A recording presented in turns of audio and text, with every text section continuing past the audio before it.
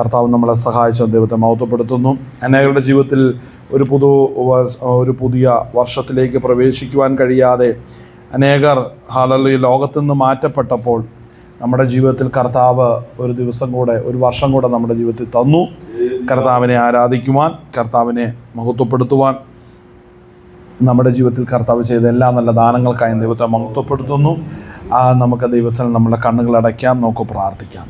പരിശുദ്ധനാം ദൈവമേ, സ്വർഗ്ഗീയ നല്ല പിതാവേ, ഇന്ന് പകൽനേരം അപ്പാ നിന്റെ സന്നിധിയിലേക്ക് അല്പനേരം ജീവന്റെ വചനത്തിലേക്ക് ഞങ്ങൾ അടുത്തു വരുന്നു. കർത്താവെ, കൃപ ചെയ്യണം, ബലപ്പെടുത്തണം, പരിപാലിക്കണം, കാത്തു സൂക്ഷിക്കണമേ. എല്ലാ പ്രതിസന്ധികളുടെയും വെല്ലുവിളികളുടെയും നടുവിൽ കർത്താവെ, അങ്ങയുടെ ആശ്വാസകരം ഞങ്ങളുടെ നടുവിൽ വെളിപ്പെടുമാറാകണമേ. മാറ്റമില്ലാത്ത ജീവന്റെ വചനം ഞങ്ങളുടെ ജീവിതത്തിൽ നൽകുന്നതിനായി സ്തോത്രം ചെയ്യുന്നു. കർത്താവെ, കർത്തന്റെ പാദപീഠത്തിലേക്ക് താഴ് സമർപ്പിക്കും. ദൂരത്തും ചാരത്തുമായി ദൈവവചനം ശ്രവിച്ചുകൊണ്ടിരിക്കുന്ന എല്ലാ പ്രിയപ്പെട്ടവരോർത്ത് പ്രാർത്ഥിക്കുന്നു. ഈ പുതുവത്സരത്തിൽ പരിശുദ്ധാത്മാ അങ്ങയുടെ കൃപ ഞങ്ങൾക്ക് അധികമായി ബലത്തോടെ ഞങ്ങളെ പരിപാലിച്ച് നടത്തുവാൻ, ഞങ്ങളെ കർത്താവെ ഉപദേശിച്ചു വഴി നടത്തുവാൻ ഞങ്ങളോടുകൂടെ കാര്യസ്ഥനാകുന്ന പരിശുദ്ധാത്മാവെ അങ്ങുള്ളതിനായി നന്ദി ചെയ്യുന്നു. കർത്താവെ, നന്ദി കരേറ്റുന്നു. കർത്താവിന്റെ നാമം മഹത്വപ്പെടുമാറാകണമെന്ന് പ്രാർത്ഥിക്കുന്നു. കർത്താവ് ശക്തിയോടെ കാക്കണം, അങ്ങയുടെ നാമം മഹത്വം എടുക്കണം. യേശു ക്രിസ്തുവിന്റെ നാമത്തിൽ തന്നെ ആമേൻ. ദൈവനാമത്തിന് മഹത്വം ഉണ്ടാകട്ടെ. നമുക്ക് അല്പനേരത്തെ ദൈവവചന ചിന്തയ്ക്കായിട്ട് പത്രോസിന്റെ 1-ാം ലേഖനം, അതിൻ്റെ 1-ാം അധ്യായം, അതിൻ്റെ 4-ാം വാക്യം നമുക്ക് വായിക്കാം. പത്രോസിൻ്റെ ലേഖനം 1 പത്രോസ് 1-ാം അധ്യായം, അതിൻ്റെ 4-ാം വാക്യം. സ്തോത്രം. അന്ത്യകാലത്ത് വെളിപ്പെടുവാൻ ഒരുങ്ങിയിരിക്കുന്ന രക്ഷയ്ക്ക് വിശ്വാസത്താൽ ദൈവശക്തിയിൽ കാക്കപ്പെടുന്ന നിങ്ങൾക്ക് വേണ്ടി സ്വർഗത്തിൽ സൂക്ഷിച്ചിരിക്കുന്നതും ക്ഷയം, മാലിന്യം, വാട്ടം എന്നിവ ഇല്ലാത്തതുമായ അവകാശത്തിനായി വീണ്ടും ജനിപ്പിച്ചിരിക്കുന്നു. ആമേൻ. അപ്പോസ്തലനായ പത്രോസ് തൻ്റെ ലേഖനം സഭയ്ക്ക് എഴുതുമ്പോൾ നിത്യനാകുന്ന ദൈവത്തിൻ്റെ മക്കളായിരിക്കുന്ന നാം ഓരോരുത്തരും ഇന്ന് മർത്യ ശരീരത്തിൽ ഇരിക്കുമ്പോൾ നാമും തേജസ്സുള്ള ശരീരം പ്രാപിക്കുന്നത് വരെയും ഹല്ലേലൂയ ഈ ലോകത്തിൽ താഴ്ച അനുഭവിച്ചിരിക്കുകയാണ്. നമ്മെ വീണ്ടെടുക്കേണ്ടതിന് വേണ്ടി ദൈവപുത്രനാകുന്ന യേശു കർത്താവ് മഹത്വങ്ങളെ വിട്ട് താണ ലോകത്തിലേക്ക് ഇറങ്ങി വന്ന് നമുക്ക് വേണ്ടി കഷ്ടം സഹിച്ചു, നമുക്ക് വേണ്ടി ക്രൂശിക്കപ്പെട്ടു, മരിച്ചു, അടക്കപ്പെട്ടു. 3-ാം നാൾ അവൻ സ്വത്തം 3-ാം നാൾ അവൻ മരണപാശങ്ങളെ അഴിച്ച് പുത്രനാകുന്ന യേശു ക്രിസ്തു ഉയർത്തെഴുന്നേറ്റു. കർത്താവായ യേശു ക്രിസ്തു സകല മനുഷ്യരുടെയും രക്ഷകനും വീണ്ടെടുപ്പുകാരനുമാണ്. ഒരേ ഒരു നാമം, ഒരേ ഒരു വാതിൽ, ഒരേ ഒരു മാർഗമാണ് സ്വന്തം സകല മനുഷ്യർക്കും സ്വർഗത്തിൽ ഒരുക്കി വെച്ചിരിക്കുന്നത്. അത് യേശു ക്രിസ്തുവിലൂടെ മാത്രമുള്ള വഴിയാണ്. ഹല്ലേലൂയ. ഇന്ന് പകൽനേരം നമ്മൾ ഈ വചനങ്ങളെ നമ്മൾ ചിന്തിക്കുമ്പോൾ എൻ്റെ ശ്രദ്ധ ഉടക്കിയ ഒരു പദമാണ് അതിൻ്റെ അകത്ത് നമ്മൾ വായിച്ച 4-ാം വാക്യത്തിൻ്റെ അകത്ത്, അന്ത്യകാലത്തിൽ വെളിപ്പെടുവാൻ ഒരുങ്ങിയിരിക്കുന്ന രക്ഷയ്ക്ക് വിശ്വാസത്താൽ ദൈവശക്തിയിൽ കാക്കപ്പെടുന്ന നിങ്ങൾക്ക് വേണ്ടി. അപ്പൊ ദൈവശക്തിയിൽ കാക്കപ്പെടുക. ആമേൻ. കരങ്ങൾ ദൈവത്തിന് മഹത്വപ്പെടുത്തിയാട്ടെ. ഹല്ലേലൂയ. ദൈവശക്തിയിൽ കാക്കപ്പെടുക. ഇന്ന് പകൽനേരം രക്ഷിക്കപ്പെട്ട ദൈവമക്കളെ പരിശുദ്ധാത്മാവെന്ന കാര്യസ്ഥൻ അവരിൽ വസിച്ചുകൊണ്ട് അവർ പോകേണ്ടുന്നത്, ചെയ്യേണ്ടുന്നത് എല്ലാ കാര്യങ്ങളും ഉപദേശിച്ച് അവരെ വഴി നടത്തിക്കൊണ്ടിരിക്കുകയാണ്. പരിശുദ്ധാത്മാവ് നമ്മളിൽ വസിക്കുമ്പോൾ അല്ലെങ്കിൽ നാം ചെയ്യേണ്ടത് അതിൻ്റെ എല്ലാ കാര്യങ്ങളെക്കുറിച്ചും നമുക്ക് പൂർണ്ണ ബോധ്യം നൽകുകയാണ് പരിശുദ്ധാത്മാവിൻ്റെ ഉദ്ദേശം എന്ന് പറഞ്ഞാൽ. പരിശുദ്ധാത്മാവ് കാര്യസ്ഥൻ നമ്മളിൽ വസിച്ചുകൊണ്ട് നമ്മുടെ വിശുദ്ധിയുള്ള ജീവിതത്തിലൂടെ നമ്മളെ കർത്താവ് നടത്തുവാൻ പരിശുദ്ധാത്മാവ് അയക്കപ്പെട്ട സ്തോത്രം ഹല്ലേലൂയ നിയോഗത്തിലാണ് പരിശുദ്ധാത്മാവ് നമ്മളിന്ന് വഴി നടത്തിക്കൊണ്ടിരിക്കുന്നത്. ആമേൻ. ഹല്ലേലൂയ.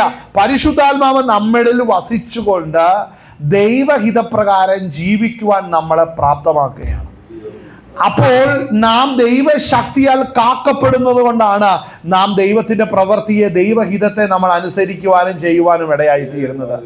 പരിശുദ്ധാത്മാവ് നമ്മളിൽ വസിച്ച് ദൈവപ്രവൃത്തി നമ്മളിൽ വെളിപ്പെടുവാൻ ഇടയായിത്തീരണം. ആമേൻ. ഹല്ലേലൂയ.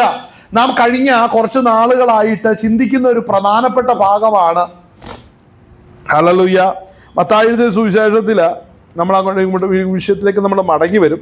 എങ്കിലും നമ്മൾ മത്തായി എഴുതിയ സുവിശേഷത്തിൽ കർത്താവായ യേശു ക്രിസ്തു പറഞ്ഞു, ഞാൻ ദൈവശക്തി കൊണ്ട് ഭൂതങ്ങളെ പുറത്താക്കുന്നുവെങ്കിൽ, അല്ലേ, ദൈവരാജ്യം വാസ്തവമായി നിങ്ങളുടെ ഇടയിൽ വന്നിരിക്കുന്നു. മത്തായിയുടെ സുവിശേഷം 12-ാം അധ്യായത്തിൽ അതിന്റെ 28-ാം വാക്യം, ദൈവാത്മാവിനാൽ ഞാൻ ഭൂതങ്ങളെ പുറത്താക്കുന്നുവെങ്കിലോ ദൈവരാജ്യം നിങ്ങളുടെ അടുക്കൽ വന്നെത്തിയിരിക്കുന്നു. സ്പഷ്ടം. ആ വാക്യം ഒന്ന് കണ്ടോ? ആമേൻ. 12-ന്റെ ഹല്ലേലൂയ 28-ാം വാക്യം, ദൈവാത്മാവിനാൽ ഞാൻ ഭൂതങ്ങളെ വായിച്ചോ?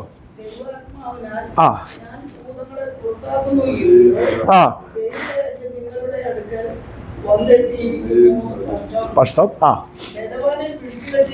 ശ്രദ്ധിക്കേണ്ട ഒരു വളരെ പ്രധാനപ്പെട്ട ഒരു വിഷയമാണ്. ഈ വിഷയത്തെ കുറിച്ചാണ് നമ്മൾ ചിന്തിക്കാൻ പോകുന്നത്. അവിടെ വായിച്ചേ ആ ഭാഗം.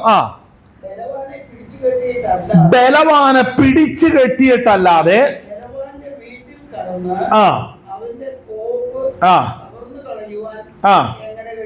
ശ്രദ്ധിക്കണം. ബലവാനെ കുറിച്ച് ഇവിടെ പറഞ്ഞിരിക്കുന്നു. കർത്താവ് ഒരുവനെ കുറിച്ച് പറയുന്നു, അവനെ പിടിച്ചു കെട്ടി ഒരു വീട്ടിൽ നമുക്ക് കയറണമെന്നുണ്ടെങ്കിൽ, ഒരു വീട്ടിന് ഉടമയും അധിപതിയായിരിക്കുന്നതിനെ പിടിച്ചു കെട്ടിയാൽ മാത്രമേ ആ ഭവനത്തിൽ കയറാൻ കഴിയത്തുള്ളൂ എന്ന് യേശുക്രിസ്തു ഒരു ഉദാഹരണത്തിലൂടെ പറയുമ്പോൾ, ആമേൻ, സകല മനുഷ്യർക്കും മീതെ ആധിപത്യം എടുക്കുന്ന ഒരു ദുഷ്ടാത്മ ശക്തിയെ ഇവിടെ കർത്താവ് വെളിപ്പെടുത്തുകയാണ്.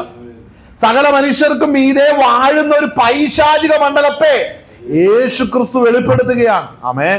കരങ്ങൾ ദൈവത്തെ മഹത്വപ്പെടുത്തിയാട്ടെ. ഹല്ലേലൂയ. അപ്പോൾ കർത്താവായ യേശുക്രിസ്തു ഇവിടെ പറയുന്നു, ആമേൻ, ബലവാനെ പിടിച്ചു കെട്ടിയിട്ടല്ലാതെ, അല്ലേ,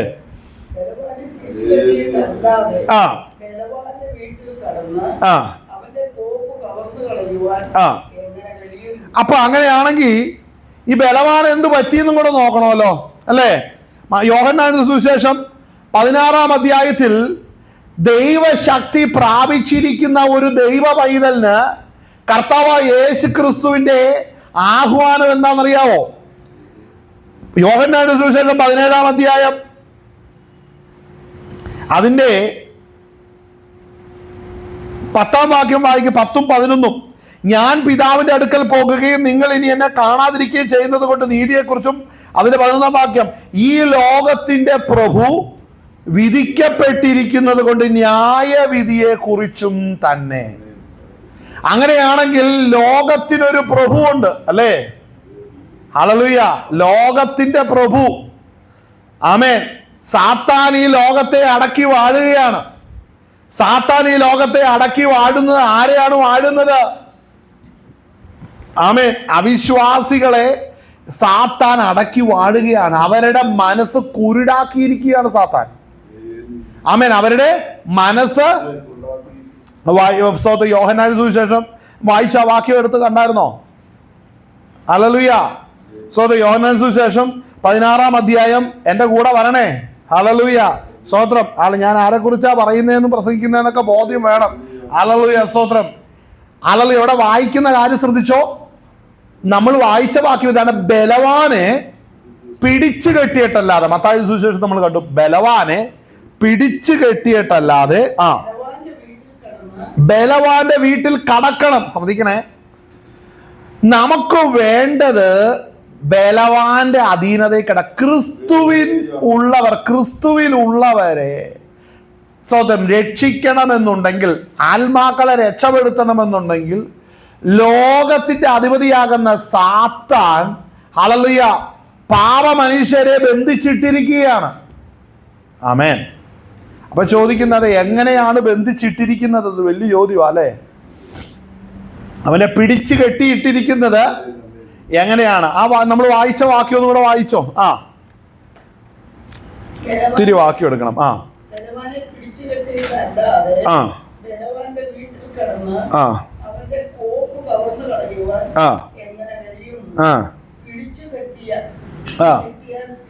ശ്രദ്ധിക്കണം, പിടിച്ചു കെട്ടിയാൽ പിന്നെ ശ്രദ്ധിക്കണം, അവന്റെ വീട്. അങ്ങനെയാണെങ്കിൽ ആത്മീക ശുശ്രൂഷയ്ക്കായി ദൈവശക്തിയാൽ കാക്കപ്പെടുന്ന ഓരോ പ്രിയപ്പെട്ടവരും തിരിച്ചറിയണം, ഹല്ലേലൂയ, ദൈവശക്തിയാൽ ശത്രുവിന്റെ കോട്ടയെ പിടിച്ചടക്കണം. ഈ 2026 ആരംഭ ദിശയിൽ തന്നെ ഈ വിഷയം പ്രഖ്യാപിക്കുകയാണ്. ഹല്ലേലൂയ. ശത്രുവിന്റെ കോട്ടയെ പിടിച്ചടക്കണം. നമുക്ക് പോരാട്ടമുള്ള ജനരക്തങ്ങളോടല്ല, വാഴ്ചകളോടും അധികാരങ്ങളോടും ഈ അന്ധകാരത്തിന്റെ ലോകാധിപതികളോടും സ്വർലോകങ്ങളുടെ ദുഷ്ടാത്മ സേനകളോടും അത്രേ. ഇതൊരു വലിയ കൂട്ടമാണ്. അപ്പോൾ അവയെ പിടിച്ചു കെട്ടണമെന്ന് ദൈവത്തിന്റെ വചനം ഇവിടെ പറഞ്ഞിരിക്കുന്നു. അപ്പോൾ ചോദിക്കുന്നൊരു കാര്യം, എന്തിനാണ് ഇത് ചെയ്യുന്നത്? അവന്റെ വീട് കവരണം. വീട്ടിൽ ആരുണ്ട്? ഹല്ലേലൂയ. കാഴ്ചയില്ലാത്ത ആത്മാക്കൾ കിടപ്പുണ്ട്. ബന്ധിക്കപ്പെട്ട ആത്മാക്കൾ സാത്താന്റെ അധീനതയിൽ കിടക്കുകയാണ്.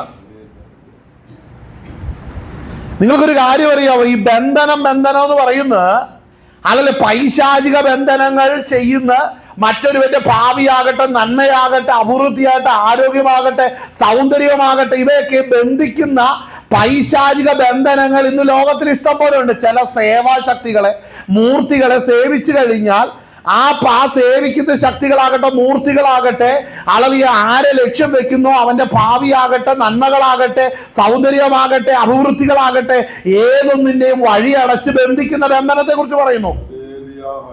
പക്ഷേ ഈ ചെയ്യുന്ന എല്ലാ ക്രിയകളും ഇതിന്റെ വിധേയപ്പെട്ട് ചെയ്യുന്ന അതിൽ ഉയർന്നവരും താഴ്ന്നവരുമായ സകല അതോറിറ്റിയിൽ കിടക്കുന്നവർ സാത്താന്റെ ബന്ധനത്തിലാണെന്ന് തിരിച്ചറിയുന്നില്ലല്ലോ. മനസ്സിലാകുന്നുണ്ടോ? പൈശാചിക ബന്ധനത്തിൽ കിടക്കുക എന്ന് പറഞ്ഞാൽ പാപബന്ധനത്തിൽ കിടക്കുന്നവരാണ്. സാത്താന്റെ ബന്ധനത്തിൽ കിടക്കുകയാണ്. ആ ബന്ധനം കാണാൻ കഴിയുന്നില്ല, അല്ലേ? ഹല്ലേലൂയ. സ്തോത്രം. നമ്മെ കർത്താവ് രക്ഷിച്ചിരിക്കുന്നതുണ്ടല്ലോ. നമുക്ക് വിരോധവും പ്രതികൂലവുമായിരുന്ന കൈയെടുത്ത്, ആമേൻ, അത് മായ്ച്ചിട്ടാ, അല്ലേ? കൊലോസി ലേഖനം എടുത്ത് വായിച്ചേ. ആമേൻ. ഇതെല്ലാം എന്റെ കൂടത്തിൽ പോട്ടെ. ആമേൻ. വചനം അയച്ച് വിടുവിക്കപ്പെടട്ടെ എന്ന് പറയുന്ന നേരം. 2-ാം അധ്യായം, കൊലോസി ലേഖനം 2-ാം അധ്യായം. ഹല്ലേലൂയ. അതിന്റെ 12-ാം വാക്യം വായിച്ചേ. നാം രക്ഷിക്കപ്പെട്ട നാം സ്നാനപ്പെട്ടപ്പോ എന്ത് പറ്റി? സ്നാനം ഒരു ചെറിയ കാര്യമല്ല, അതൊരു വലിയ കാര്യമാണ്. ലോകത്തിൽ നിന്ന് നമ്മളെ വേർപെടുത്തുവാൻ സ്വർഗത്തിലെ ദൈവം വെച്ചിരിക്കുന്ന വ്യവസ്ഥയാണ് സ്നാനം എന്ന് പറയുന്നത്. സ്നാനപ്പെട്ടവരല്ലേ നാം? ഹല്ലേലൂയ. സ്നാനപ്പെട്ട നാം ഇങ്ങനെ ചൂളി നിൽക്കരുത്. എന്നാന്നറിയാവോ? വചനവകത്തില്ലാത്തോണ്ട് ഈ ചൂളി പോകുന്നത്. വചനവകത്തോട്ടെങ്കിൽ നിന്നെ തൊടാൻ ഒരു ശക്തിക്കും പറ്റത്തില്ല. നീ സത്യം തിരിച്ചറിഞ്ഞ ആ പിശാചിനെ തൊടാൻ പറ്റത്തില്ല. മനസ്സിലാവുന്നുണ്ടോ? രക്ഷിക്കപ്പെട്ടവനെ, പാപമനുഷ്യൻ അവന്റെ മടിയിലാ കിടക്കുന്നത്, അവന് ഇതൊന്നും പറയാൻ. അവൻ രക്ഷിക്കപ്പെട്ട് ദൈവസന്നിധിയിലേക്ക് വരണം. ആമേൻ. കൊലോസി ലേഖനം 2:12 വായിച്ചേ. 2:12 വേഗം വായിക്കണം. സ്നാനത്തിൽ ഒന്നും കൂടെ വായിച്ച. സ്നാനത്തിൽ നിങ്ങൾ, അവരല്ല, അവൻ, തെറ്റു വായിക്കരുത്. ആമേൻ. അവനോടുകൂടെ, യേശു ക്രിസ്തുവിനോടുകൂടെ വായിച്ചേ. അവനോടുകൂടെ അടക്കപ്പെടുകയും, ശ്രദ്ധിക്കണം, യേശു ക്രിസ്തുവിനോട് കൂടെ അടക്കി. ആമേൻ. മനസ്സിലാക്കണം, ഈ അടക്കി കഴിഞ്ഞാൽ പിന്നെ നിന്റെ മേലെ യാതൊരു അവകാശ ശത്രുവിനില്ല. ആദാമ്യ പ്രകൃതമെല്ലാം കാൽവറി മരണം കൊണ്ട് നീ അടക്കപ്പെട്ടു. യേശു ക്രിസ്തുവിനെ കല്ലറയിൽ വെച്ചോടുകൂടെ നീ വെള്ളത്തിൽ സ്നാനപ്പെട്ടപ്പോൾ നിന്റെ പഴയ മനുഷ്യനെ അവനോടുകൂടെ, ക്രിസ്തുവിനോടുകൂടെ അടക്കപ്പെട്ടു എന്ന് ദൈവത്തിന്റെ വചനം പറയുന്നു. ദൈവത്തിന്റെ വചനം നൽകുന്ന പ്രൊട്ടക്ഷൻ അതാണ്. ആദാമ്യ പ്രകൃതി അടക്കപ്പെടണം. ആദാമ്യ പ്രകൃതി പാപപ്രകൃതിയാണ്. ദൈവത്തോട് വിരുദ്ധമായ പ്രകൃതിയാണ്. ദൈവത്തെ അന്വേഷിക്കാത്ത പ്രകൃതിയാണ്. ആത്മാവാകുന്ന ദൈവത്തെ ഒരു വിധത്തിലും ആദാമ്യ പ്രകൃതിയിൽ ഇരിക്കുന്ന ഒരുവരും അറിയാൻ സാധിക്കത്തില്ല. അതിനെന്ത് വേണം? ആദാമ്യ പ്രകൃതിയിൽ ഇരിക്കുന്ന പഴയ മനുഷ്യരെ ക്രിസ്തുയേശുവിനോട് കൂടെ അടക്കണം. അങ്ങനെ വെള്ളത്തിൽ സ്നാനപ്പെട്ടവരാണ് ഞങ്ങളും നിങ്ങളും ഓരോരുത്തരും. അങ്ങനെ സ്നാനപ്പെട്ട ഓരോ വ്യക്തി തിരിച്ചറിയണം, എന്റെ എന്റെ പൂർവ്വ രൂപമായിരുന്ന ആദാമ്യ പ്രകൃതിയെ, പഴയ മനുഷ്യനെ ക്രിസ്തുയേശുവിനോട് കൂടെ അടക്കി കഴിഞ്ഞിരിക്കുകയാണ്. ആമേൻ. ഹല്ലേലൂയ. സാത്താൻ വന്ന് ചെവിയില് അതും ഇതൊക്കെ പറയുമ്പോൾ നീ വിളിച്ചു പറയണം, ഞാൻ സ്നാനപ്പെട്ട വ്യക്തിയാ. സ്നാനം എന്നാന്ന് പിശാചേ നിനക്ക് അറിയാവോന്ന് ചോദിക്കണം. നിനക്കറിയാവോന്ന് ചോദിക്കണം. കാരണം കർത്താവായ യേശു ക്രിസ്തു എന്റെ പാപങ്ങൾക്ക് വേണ്ടി മരിച്ചു. അവന്റെ മരണത്തോട് ഞാൻ ഏകീഭവിക്കുന്നത് വെള്ളത്തിൽ അവനോടുകൂടെ ഏകീഭവിക്കേണ്ടതെന്ന് സ്നാനപ്പെട്ടത്. ആ സ്നാനപ്പെട്ട സമയത്ത് യേശു ക്രിസ്തുവിന്റെ മരണത്തോടു കൂടി എന്റെ പഴയ മനുഷ്യൻ അടക്കി. സാത്താനെ, നിനക്ക് പിന്നെ എന്റെ മേലെ എന്താ അവകാശം എന്ന് ചോദിക്കണം. മനസ്സിലായോ? പിശാചിന് നിന്റെ മേൽ എന്താ അവകാശം? ഒരു അവകാശവുമില്ല. അവകാശമില്ല. കാൽവറി മരണം കൊണ്ട് അവസാനിച്ചു. നമ്മെ വാഴുവാൻ കർത്താവ് വെച്ചിരിക്കുകയാണ്. എങ്ങനെ? അടുത്തിരിക്കുന്ന സഹോദരന്മാർക്കല്ല വാഴാൻ വെച്ചിരിക്കുന്നത്, പിന്നെ ആരാ? ഈ ഇരുട്ടിന്റെ ആധിപത്യമുള്ള ശക്തികൾക്ക് മീതെ വാഴുവാൻ അത് നിന്നെ കർത്താവായ യേശു ക്രിസ്തു വെച്ചിരിക്കുകയാണ്. നിന്റെ നേർക്ക് ശത്രു പാഞ്ഞെടുത്താൽ മനസ്സിലാക്കണം, ശത്രു ആരാ? സാത്താനും അവന്റെ ഏതെങ്കിലും ദൂതഗണങ്ങള്. മനസ്സിലായോ? സെൻട്രൽ ആയാലും കൊള്ളാം, ലോക്കൽ കമ്മിറ്റി ആയാലും കൊള്ളാം, വന്നു കഴിഞ്ഞാൽ പണി കിട്ടുമെന്ന്. മനസ്സിലായോ? ഇത് മനസ്സിലാക്കണം. അങ്ങ് ഉയരത്തില് സെന്ററിൽ ഇരുന്നുകൊണ്ട് പ്രവർത്തിച്ചിട്ട് ലോക്കലായിട്ട് പ്രവർത്തിക്കുന്ന ഏതെങ്കിലും പൈശാചിക ശക്തികളുണ്ടെങ്കിൽ മനസ്സിലാക്കണം, ഉയരത്തിൽ നിന്ന് വെളിപ്പെട്ടവൻ എന്റെ അകൃത്യത്തിന് വേണ്ടി തകർക്കപ്പെട്ടെങ്കിൽ സകല മഹത്വങ്ങളും വിട്ട് ഇറങ്ങി വന്നവൻ ആരാണെന്ന് പറഞ്ഞു കൊടുക്കണം. മനസ്സിലായോ? ഹല്ലേലൂയ. മനസ്സിലാവും. നമ്മുടെ ഈ ലോക്കലായിട്ടുള്ള ഓഫീസുകളിലൊക്കെ ചെന്നിട്ടെ സ്തോത്രം, അങ്ങ് കേന്ദ്രത്തിൽ പിടിപാടുണ്ടെന്നും സ്തോത്രം ഹല്ലേലൂയ, മന്ത്രിസഭയിൽ പിടിപാടുണ്ട്, അറിയപ്പെടുന്ന മന്ത്രി നമുക്ക് പ്രിയപ്പെട്ട ആളാണ് എന്ന് പറഞ്ഞുകൊണ്ട് സ്തോത്രം നീ ആരാണെന്ന് ചോദിക്കുമ്പോൾ അവന്റെ ഫോണിലേക്ക് സ്തോത്രം ദേശം ഭരിക്കുന്ന മന്ത്രി വിളിച്ച് സംസാരിച്ചു കഴിഞ്ഞാൽ അവൻ വിറയ്ക്കുമെങ്കിൽ പിന്നെ സകലത്തിന് ഉടയവനും രക്ഷകനും വീണ്ടെടുപ്പുകാരനുമായവൻ ഹല്ലേലൂയ നമ്മൾ പ്രാർത്ഥിക്കുമ്പോൾ നമ്മുടെ പ്രാർത്ഥനാ മുറിക്കത് വെളിപ്പെട്ട നിന്നെ ഒടുക്കാൻ ഏത് മന്ത്രവാദത്തിനെ കഴിയുന്നേ. കരങ്ങൾ ദൈവത്തിന് മഹത്വപ്പെടുത്തിയാട്ടെ. അവിടെ ദൈവത്തിന്റെ പ്രവൃത്തി ഇന്ന് പകർന്നേരം വെളിപ്പെടാൻ പോവുകയാണ്. സ്തോത്രം. ആ ഭാഗം ഒന്ന് വായിച്ചാട്ടെ. ആമേൻ. സ്നാനത്തിൽ നിങ്ങൾ അവനോടുകൂടെ അടക്കപ്പെടും. ഞാനിത് പ്രസംഗിക്കുമ്പോൾ നിങ്ങൾ നിങ്ങളുടെ സ്നാന ദിവസം ഒന്ന് ഓർക്കുകയും വെള്ളത്തിൽ നിങ്ങൾ സ്തോത്ര ഹല്ലേലൂയ ആ സ്നാനപ്പെടുന്ന ആ രംഗം ഒന്ന് ഓർക്കുകയും അത് ആ സംഭവം നിങ്ങളുടെ പഴയ മനുഷ്യനെ അടക്കിയതാണെന്ന് നിങ്ങൾ ഓർക്കുമ്പോൾ നിങ്ങളുടെ ബുദ്ധിയുടെ മേൽ പോരാടുന്ന അന്യാരാധനയുടെ ബന്ധനങ്ങളെല്ലാം പൊട്ടും. മനസ്സിലാവും. നിങ്ങൾക്ക് ചിന്തിക്കാൻ മേലെങ്കിൽ ഇത് പൊട്ടിക്ക് കർത്താവ്. അത് നിങ്ങൾക്കൊന്നും തീരുമാനിക്കാൻ കഴിയുന്നില്ലെങ്കിൽ കർത്താവിന്റെ നാമത്തിൽ ഇന്ന് പകർന്ന ചില കെട്ടുകൾ ഇന്ന് പകർന്നേരം പൊട്ടി മാറുകയാണ്. കാരണം എന്നാ? സ്നാന ദിവസത്തെ നീ ഒന്ന് ഓർക്ക്. അന്ന് എന്ത് സംഭവിച്ചു നീ ഓർക്ക്. വചനത്തിൽ എന്ത് എഴുതി വെച്ചിരിക്കുന്നു ഓർക്ക്. നീ അനുസരിച്ചത് ദൈവത്തിന്റെ വചനമാണെങ്കിൽ അനുസരിച്ചവരുടെ മേൽ വെളിപ്പെടുന്ന ദൈവിക വാഗ്ദത്തങ്ങൾ നീ ഒന്ന് നോക്ക്. നിന്നെ തൊടുവാൻ ഏത് ശക്തിക്ക് കഴിയും? ഏത് ആഭിചാരത്തിന് കഴിയും? നീ അവിടെ ഇവിടെ കണ്ട ഏതെങ്കിലും ശക്തിയുടെ കാര്യം പറഞ്ഞു നീ പാരപ്പെടല്ലേ? സർവശക്തനാകുന്ന കർത്താവ് ആരാന്ന് അറിയാത്തത് കൊണ്ടാ. മനസ്സിലാവുന്നുണ്ടോ? പരിശുദ്ധാത്മാവിന്റെ ശക്തി എന്താണെന്ന് അറിയാൻ മേലാത്തത് കൊണ്ടാ. പണ്ട് ഫെലിസ്ത്യരെല്ലാം കൂടെ നിയമവട്ടകം പിടിച്ചോണ്ട് പോയി അല്ലേ? ഒത്തിരി ഭാഗമാ കിട്ടുവാ. ഭാഗം എടുക്കാൻ പറ്റുമോ? അറിയാമെങ്കിൽ എടുത്താൽ മതി, സമയം കളയാൻ പറ്റില്ല. ഹല്ലേലൂയ. സ്തോത്രം. നിയമപെട്ടകം എടുക്കാൻ അല്ലെങ്കിൽ നിയമപെട്ടകം പിടിക്കാനായിട്ട് അങ്ങോട്ട് ചെന്നു അല്ലേ? നിയമപെട്ടകം പിടിക്കാനായിട്ട് എന്നിട്ട് നിയമപെട്ടകം പിടിച്ചോണ്ട് പോയി. നിയമവട്ടം പിടിച്ചോണ്ട് പോയപ്പോ തോന്നുന്നത് എന്നാന്നറിയാം, ഇപ്പൊ ഞങ്ങളുടെ കൂടെ യഹോവ ഇരിക്കുകയാണെന്ന്. നിയമവട്ടം ആർക്ക് വേണ്ടി? ഏത് ജനത്തിന് വേണ്ടി? ഇതൊന്നും ഗ്രഹിക്കാൻ പ്രാപ്തിയില്ലാതെയാണെന്ന് ഓർക്കണം നിയമവട്ടം പിടിച്ചോണ്ട് പോകുന്നത്. പക്ഷെ അത് പിടിച്ചോണ്ട് പോയാൽ ഉണ്ടാകുന്ന എന്നാന്നറിയാവോ? ദൈവത്തിന്റെ സാന്നിധ്യം എടുത്തോണ്ട് പോയാൽ, ദൈവത്തിന്റെ സാന്നിധ്യത്തിന് നേരെ സ്വന്തം മറുതലിച്ചാൽ അവിടെ ദൈവത്തിന്റെ കരം പ്രവർത്തിക്കുക തന്നെ ചെയ്യും. അങ്ങനെ വെറുതെ പോട്ടെ എന്ന് പറഞ്ഞ് വിടുന്നവനല്ല നമ്മുടെ കർത്താവ്. ആമേൻ. ഹല്ലേലൂയ. സ്തോത്രം. നമ്മൾ അവിടെ വായിക്കുമ്പോ സ്തോത്രം. ഹല്ലേലൂയ. സ്തോത്രം സ്തോത്രം സ്തോത്രം സ്തോത്രം. 1 ശമൂവേൽ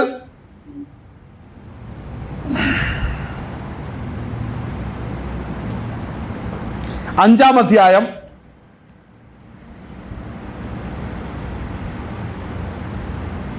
1-ാം വാക്യം മുതൽ വായിച്ചോ. സമയം പോയി.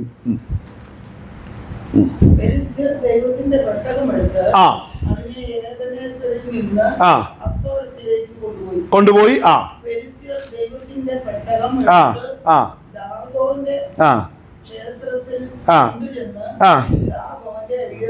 ശ്രദ്ധിക്കേണ്ട ഒരു കാര്യമാ ഇവിടെ. ദൈവജനം പെട്ടകം കൊണ്ടുപോകേണ്ടത് എങ്ങനെയാന്ന് കൽപ്പനയുണ്ട്.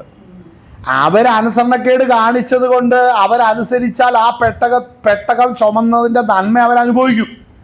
ദൈവം അവരോട് കൂടെ, ഇസ്രായേലിനോട് കൂടെ വസിക്കുകയും ചെയ്യും.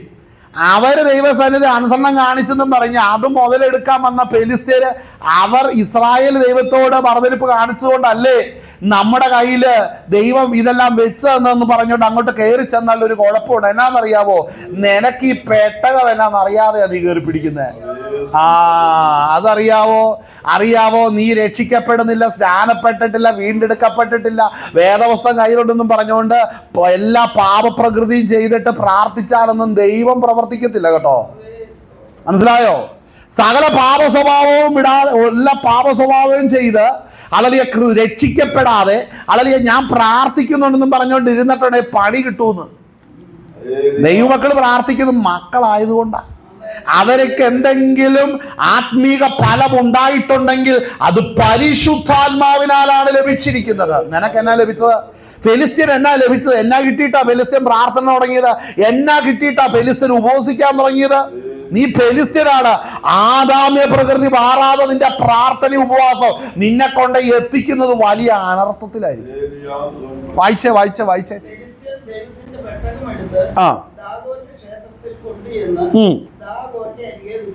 ദാഗോന്റെ അരികെ കൊണ്ടുവച്ച്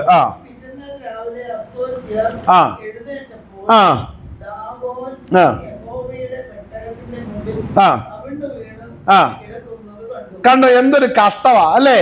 ഹല്ലേലൂയ. കാരണം എന്നാന്നല്ല, ദാഗോന്റെ അടുത്ത് പ്രാർത്ഥന തുടങ്ങുമ്പോ ചിന്തിക്കും നമ്മളെല്ലാം ഒന്നാന്നേ അല്ലേ? നമ്മളെല്ലാം ഒന്നാണോ? ദാഗോനോട് ചോദിക്കും. ദാഗോൻ കാറിക്കൊണ്ട് പോകുന്ന കാണാം. അതിന് അനങ്ങാൻ മേലാത്തോണ്ട് അവിടെ നിന്ന് മറിഞ്ഞു വീഴാനേ പറ്റുള്ളൂ. എന്തുകൊണ്ടാ? ഞാനൊരു കാര്യം പറയാ, ഈ വർഷത്തിന്റെ ആരംഭത്തിൽ ദൈവത്തിന്റെ പ്രവൃത്തിയെ പിടിച്ചു കെട്ടി കൊണ്ടുപോകാമെന്ന് വിചാരിച്ച ദാഗോനും അതിന്റെ ആധിപത്യങ്ങളെ ഈ വർഷത്തിന്റെ ആരംഭത്തിൽ തന്നെ പരിശുദ്ധാത്മാവിന്റെ അധികാരത്തോടുകൂടെ കൽപ്പിക്കുകയാണ്. ദൈവപ്രവൃത്തി വെളിപ്പെടും. ഈ വർഷം ചിലതും മറിഞ്ഞ പെട്ടകത്തിന് മുമ്പ് വീഴുന്ന വർഷമാണ്. മറിഞ്ഞ പെട്ടകത്തിന് മുമ്പ് വീണിരിക്കും. വായിച്ചാട്ടെ.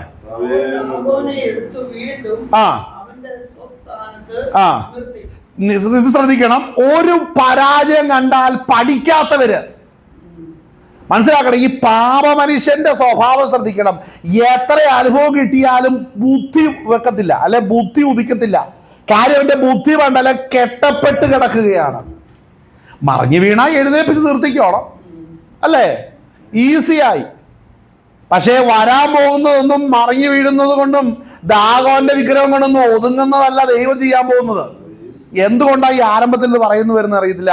പക്ഷേ പൂർണ്ണമായ തിരിച്ചറിവോടുകൂടി ഒരു കാര്യം പറയാം. ദൈവിക മഹത്വത്തെ പിടിച്ചു കെട്ടാനോ അല്ലെ ദൈവപ്രവർത്തിക്ക് നേരെ നിൽക്കുന്ന ഏതെങ്കിലും ദുഷ്ട പദ്ധതികൾ ഉണ്ടെങ്കിൽ കർത്താവിന്റെ കരം അതിൽ ചലിച്ചിരിക്കും. ഒരു മാറ്റവും വേണ്ട. സ്നാനമേറ്റ് നീ ക്രിസ്തുയേശുവിലൂടെ അടക്കപ്പെട്ടിട്ടുണ്ടെങ്കിൽ ആളുകൾ എന്ത് സംഭവിച്ചതിന്റെ പഴയ സൃഷ്ടി ക്രിസ്തുയേശുവിലൂടെ അടക്കപ്പെട്ടിരിക്കുകയാണ്. ആമേൻ. നിന്റെ നേർക്ക് പഴയത് പറഞ്ഞു കൊണ്ടുവരുന്ന ശത്രുവിന്റെ തന്ത്രമുണ്ട്. പഴയ കാര്യങ്ങൾ പറഞ്ഞുകൊണ്ട്, നിങ്ങൾക്കറിയാവോ, ഭക്തനായിരുന്ന ഏലിയാവ്, ആ ഭക്തനായിരുന്ന പ്രവാചകൻ അല്ലെങ്കിൽ ഒരു ബലഹീന നിമിഷത്തിൽ വന്നപ്പോൾ പറഞ്ഞ പദം എന്താണ്? ഞാൻ എൻ്റെ പിതാക്കന്മാരെക്കാൾ ഒട്ടും വിശേഷതയുള്ളവനല്ല ദൈവമേ എന്ന്. എന്താ അത് പെട്ടെന്ന് ആ വ്യക്തിയുടെ ഉള്ളത്തിലേക്ക് വന്നത്? ശ്രദ്ധിച്ചോ? എന്തുകൊണ്ടാ വന്നത്? ആ വ്യക്തിയെ തീർത്തും ബലഹീനനാക്കി കളയുന്ന ചില പോരുകളായിരുന്നു അത്. മനസ്സിലാകുന്നുണ്ടോ? കാഴ്ചയിൽ സ്വർഗത്തിൽ നിന്ന് ആകാശത്തിൽ നിന്ന് തീയിറങ്ങുന്ന അടയാളങ്ങൾ കണ്ടുവന്ന കർത്താവിന്റെ ശ്രേഷ്ഠ പ്രവാചകനാകുന്ന ഏലിയാവ് നിമിഷ നേരത്തിൽ ഒരു സ്ത്രീയുടെ വായിൽ നിന്ന് വന്ന ശാപവാക്ക് അവനെ വല്ലാതെ ഭാരപ്പെടുത്തിയപ്പോൾ എന്ത് സംഭവിച്ചു? ചില വാക്കുകള് ചിലതൊക്കെ കളിക്കുന്നുണ്ട് കേട്ടോ. ഇന്ന് പകൽ ദൈവം സന്ദർശിക്കും അവന്റെ ഭവനത്തെ. ഇന്ന് പകൽ ദൈവം സന്ദർശിക്കാൻ പോകുക. ഹല്ലേലൂയ. ലമാഷുണ്ടോ റീതടകിതന. ഇങ്ങനെ ശുശ്രൂഷിക്കുന്നത് കാണാനാണോ? ഇങ്ങനെയൊന്നും നടക്കില്ലെന്ന് വിചാരിച്ചാണോ പണിയൊക്കെ പരതിയത്? ഇതിനപ്പുറമുള്ളതുണ്ട്. സഭായോഗം വേറെ, പരസ്യയോഗവും വേറെ, ഫയർ കോൺഫറൻസ് വേറെ, പ്രൊഫറ്റിക്കൽ മിനിസ്ട്രി വേറെ, എല്ലാം വേറെയാ. എല്ലാം കൂടെ ഒന്നിച്ച് കാണാൻ വന്ന നിന്റെ കണ്ണിനിട്ട് കർത്താവ് തരാൻ പോവാ അടി. മനസ്സിലാവുന്നുണ്ടോ? നീ നോക്കിയിരിക്കും, കണ്ണ് മങ്ങി അങ്ങ് പോകും. മനസ്സിലാകുന്നുണ്ടോ? ദൈവപ്രവർത്തിക്ക് നേരെ ആവിചാരം പ്രവർത്തിക്കുന്നവന്റെ കണ്ണും മങ്ങിപ്പോകും. മനസ്സിലാകുന്നുണ്ടോ? ദൈവപ്രവർത്തിയാണത്. ആമേൻ. വിടുതലായി. വായിച്ചോ. ആമേൻ. ഹല്ലേലൂയ. സ്തോത്രം. വിടുതലായി. അത് വിടുതലായി. ദൈവപ്രവൃത്തിയാണ്. ചില മേഖലകളെ ദൈവം സന്ദർശിക്കും, ചില പദ്ധതികളെ ദൈവം സന്ദർശിക്കും. 2026 അതിന്റെ നാളുകൾ. ആമേൻ. സ്തോത്രം. ഹല്ലേലൂയ. ഒരനുഭവം കിട്ടിയതാണ്. മനസ്സിലാക്കണം, ഒരനുഭവം ദാഗോന്റെ ക്ഷേത്രത്തിൽ നിന്ന് കട്ടിയിട്ട് അതിന് പഠിച്ചില്ല. അങ്ങനെ ചിലരുണ്ട്. ഒരനുഭവം ജീവിതത്തിൽ വരുമ്പോൾ പഠിക്കണം. ചിലരത് പഠിക്കത്തില്ല. പക്ഷെ വീണ്ടും അതിനോട് മുള്ളിന് നേരെ ഉദയ്ക്കുവാനായിട്ട് അതിലെ കാലുകൊണ്ട് തൊഴിക്കുന്ന അനുഭവം, അതിലെ ചിലർക്കുണ്ട്. എത്ര അനുഭവം ഉണ്ട്. വീണ്ടും ദൈവത്തിന്റെ ദാസന്മാർക്ക് നേരെ അതിലെ പോരാടുന്ന ചില ജീവിതങ്ങളെ ദൈവം എന്ന പകൽ നേരം സന്ദർശിക്കുകയാണ്. ഹല്ലേലൂയ. സ്തോത്രം. ഒരിക്കൽ ഒരു വെളിച്ചപ്പാടത്തി ഭൂതാത്മാവ് കയറിയ ഒരുവള് കർത്താവിന്റെ അപ്പോസ്തലനാകുന്ന പൗലോസിന്റെ നേരത്ത് വന്ന് പറഞ്ഞു, ഹല്ലേലൂയ, അത്യുന്നതനായ ദൈവത്തിന്റെ ദാസന്മാർ രക്ഷാമാർഗം പ്രസംഗിക്കുന്നു എന്ന് പറഞ്ഞുകൊണ്ട് എല്ലാവരോടും പറഞ്ഞുകൊണ്ട് നടന്നു.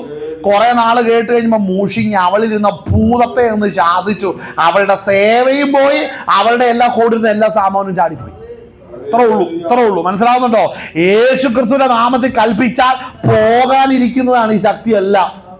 ലക്ഷങ്ങൾ കൊടുത്ത് അളലിയ കുടിയിരുത്തിയതാണെങ്കിലും ശരി, യേശു ക്രിസ്തുവിന്റെ നാമം പറയുമ്പോൾ എഴുന്നേറ്റ് മാറിയേ പറ്റത്തുള്ളൂ. കാര്യം സകല മഹത്വങ്ങളെ വിട്ട് ഭൂമിയിൽ ഇറങ്ങി വന്നവനും പാപ മനുഷ്യന്റെ അളലിയ മരണത്തിൽ നിന്ന് അവർക്ക് വീണ്ടെടുപ്പ് വരേണ്ടതിന് വേണ്ടി കാൽവരി തകർക്കപ്പെട്ടവനുമാകുന്ന ദൈവത്തിനാകുന്ന യേശു ക്രിസ്തുവിന്റെ രക്തമുഖാന്തരം ഏത് പോരും അഴിഞ്ഞു മാറിയേ പറ്റത്തുള്ളൂ.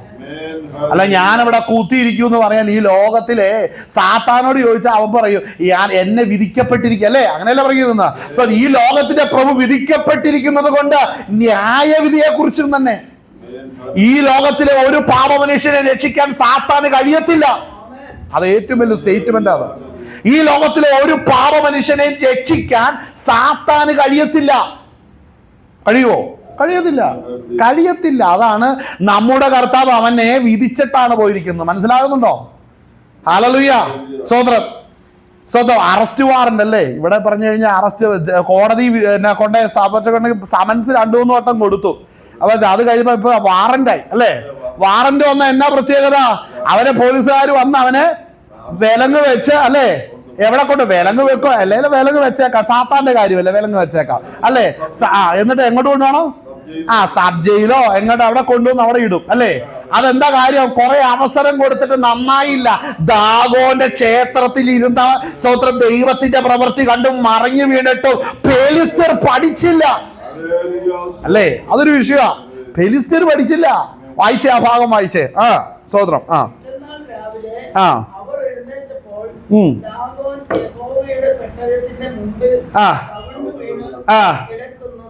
അതായത് ഞാൻ ഇച്ചിരി കൂടെ നല്ല കാര്യം പറയാം. വർഷങ്ങളായ പാരമ്പര്യമുള്ള ദാഗോന്റെ ക്ഷേത്രത്തിൽ സ്ഥാപിച്ച കാലഘട്ടവും കാലവും നോക്കിയാൽ ദീർഘ കാലഘട്ടമാ.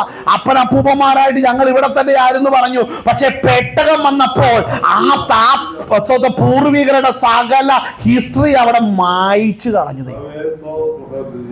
അതെങ്ങനെയാ? അവരെയൊന്നും അവിടെ ഓർത്തില്ല. പെട്ടകത്തിന്റെ പ്രസൻസ് അവിടെ വെളിപ്പെട്ടപ്പോൾ മറ്റു പ്രസൻസ് ഒക്കെ അവിടെ നിന്ന് പോയി. മനസ്സിലായോ? ദൈവാത്മാവിന്റെ സാന്നിധ്യം വെളിപ്പെട്ടപ്പോൾ മറ്റു പല സാന്നിധ്യങ്ങളും പോയി. മനസ്സിലാകുന്നുണ്ടോ? ഏലിയാവിൽ സംഭവിച്ച പ്രശ്നം എന്നാണെന്നറിയാവോ? ദൈവ സാന്നിധ്യം ഇടയ്ക്ക് വെച്ച് അവൻ ഈ പൂർവികർ ഇവരുടെ വാക്ക് കേട്ടപ്പോൾ ഉണ്ടല്ലോ, ദൈവ സാന്നിധ്യത്തിൽ നിന്ന് ഈ വ്യക്തി ശരിക്കും ദൈവ സാന്നിധ്യത്തിൽ നിന്ന് പോയില്ല. ഈ വ്യക്തിയുടെ ഉള്ളിലൊരു ഭയം കയറി. ആ ഭയം സംശയം കൂടെ കയറിയപ്പോഴത്തേനും ദൈവ സാന്നിധ്യമുണ്ട്, പക്ഷെ ഈ വ്യക്തിക്ക് അത് സെൻസ് ചെയ്യാൻ പറ്റുന്നില്ല. കർത്താവായിട്ട് കണക്ട് ചെയ്യാൻ പറ്റുന്നില്ല. ഈ പറഞ്ഞ ഇസബെല്ലിന്റെ വായിലെ ശാപവാക്ക് ഒരു ഭക്തനാകുന്ന പ്രവാചകനെ വല്ലാതെ അലട്ടി അല്ലേ? ഇന്ന് ചില വാക്കുകളെയും ചില നാവുകളെയും ദൈവം സന്ദർശിക്കുന്ന പകലാണിന്ന്. ആമേൻ. കാരണം എന്നാ? ഞാൻ അറിയാതെ, എൻ്റെ അനുവാദമില്ലാതെ ഞാൻ നിന്നെ വെച്ചു വെറുപ്പിക്കുമെന്നൊന്ന് കാണിക്കട്ടെ. ഞാൻ ഈ ഭാഗം പലപ്പോഴും പ്രസംഗിച്ച ഒരു ഭാഗമാണ്. നമ്മൾ ഈ ഏലിയാവിൻ്റെ ഭാഗമേ. ഈ ഭാഗം ഒന്ന് വായിച്ചു നിർത്തിക്കാനും ആ ഭാഗം ഒന്ന് എടുത്തിട്ട് നമുക്ക് മാറണം. വായിച്ചോ. ദാഗോന്റെ വിഷയം പറഞ്ഞ.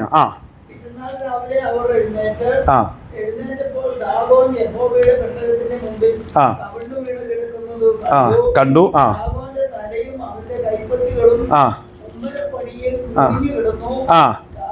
അതായത് ആ ഭാഗം ഒന്ന് വായിക്കുമ്പോ എന്താ മുറിഞ്ഞു കിടക്കുന്നത്? എന്താണ്? കൈപ്പ് മുമ്പിൽ കവിഞ്ഞു വീണ് കിടക്കുന്നതും തലയും അവന്റെ കൈപ്പത്തികളും അവന്റെ കയ്യും തലയും കൂടെ മുറിച്ച് ദൈവം. അയ്യോ, കയ്യും തലയും അങ്ങോട്ട് മുറിച്ചു. അപ്പൊ ഞാൻ ചോദിക്കട്ടെ, ഈ ക്ഷേത്രത്തിൽ കൊണ്ട് വെച്ച എന്താ സംഭവിച്ചെന്നറിയോ? അവിടെ കൊണ്ട് വെച്ചപ്പോ എല്ലാരും ചിന്തിച്ച തന്നെ പെട്ടിക്ക് തീ പിടിക്കുന്നായിരുന്നു, അല്ലേ? കതിരമരം കൊണ്ട് പൊന്നു പൊതിഞ്ഞ് തണ്ടുകൾ ചെലുത്തി കെരൂബുകൾ അധിവസിക്കുന്ന ദൈവത്തിന്റെ ഷെക്കൈന, അതിന്റെ അകത്ത് സ്വതം മോശയ്ക്ക് കൊടുത്ത 10 കൽപ്പന സ്വതം പൊൻപാത്രം, അതിൽ മന്നായിട്ട് വെച്ചിരിക്കുന്നു.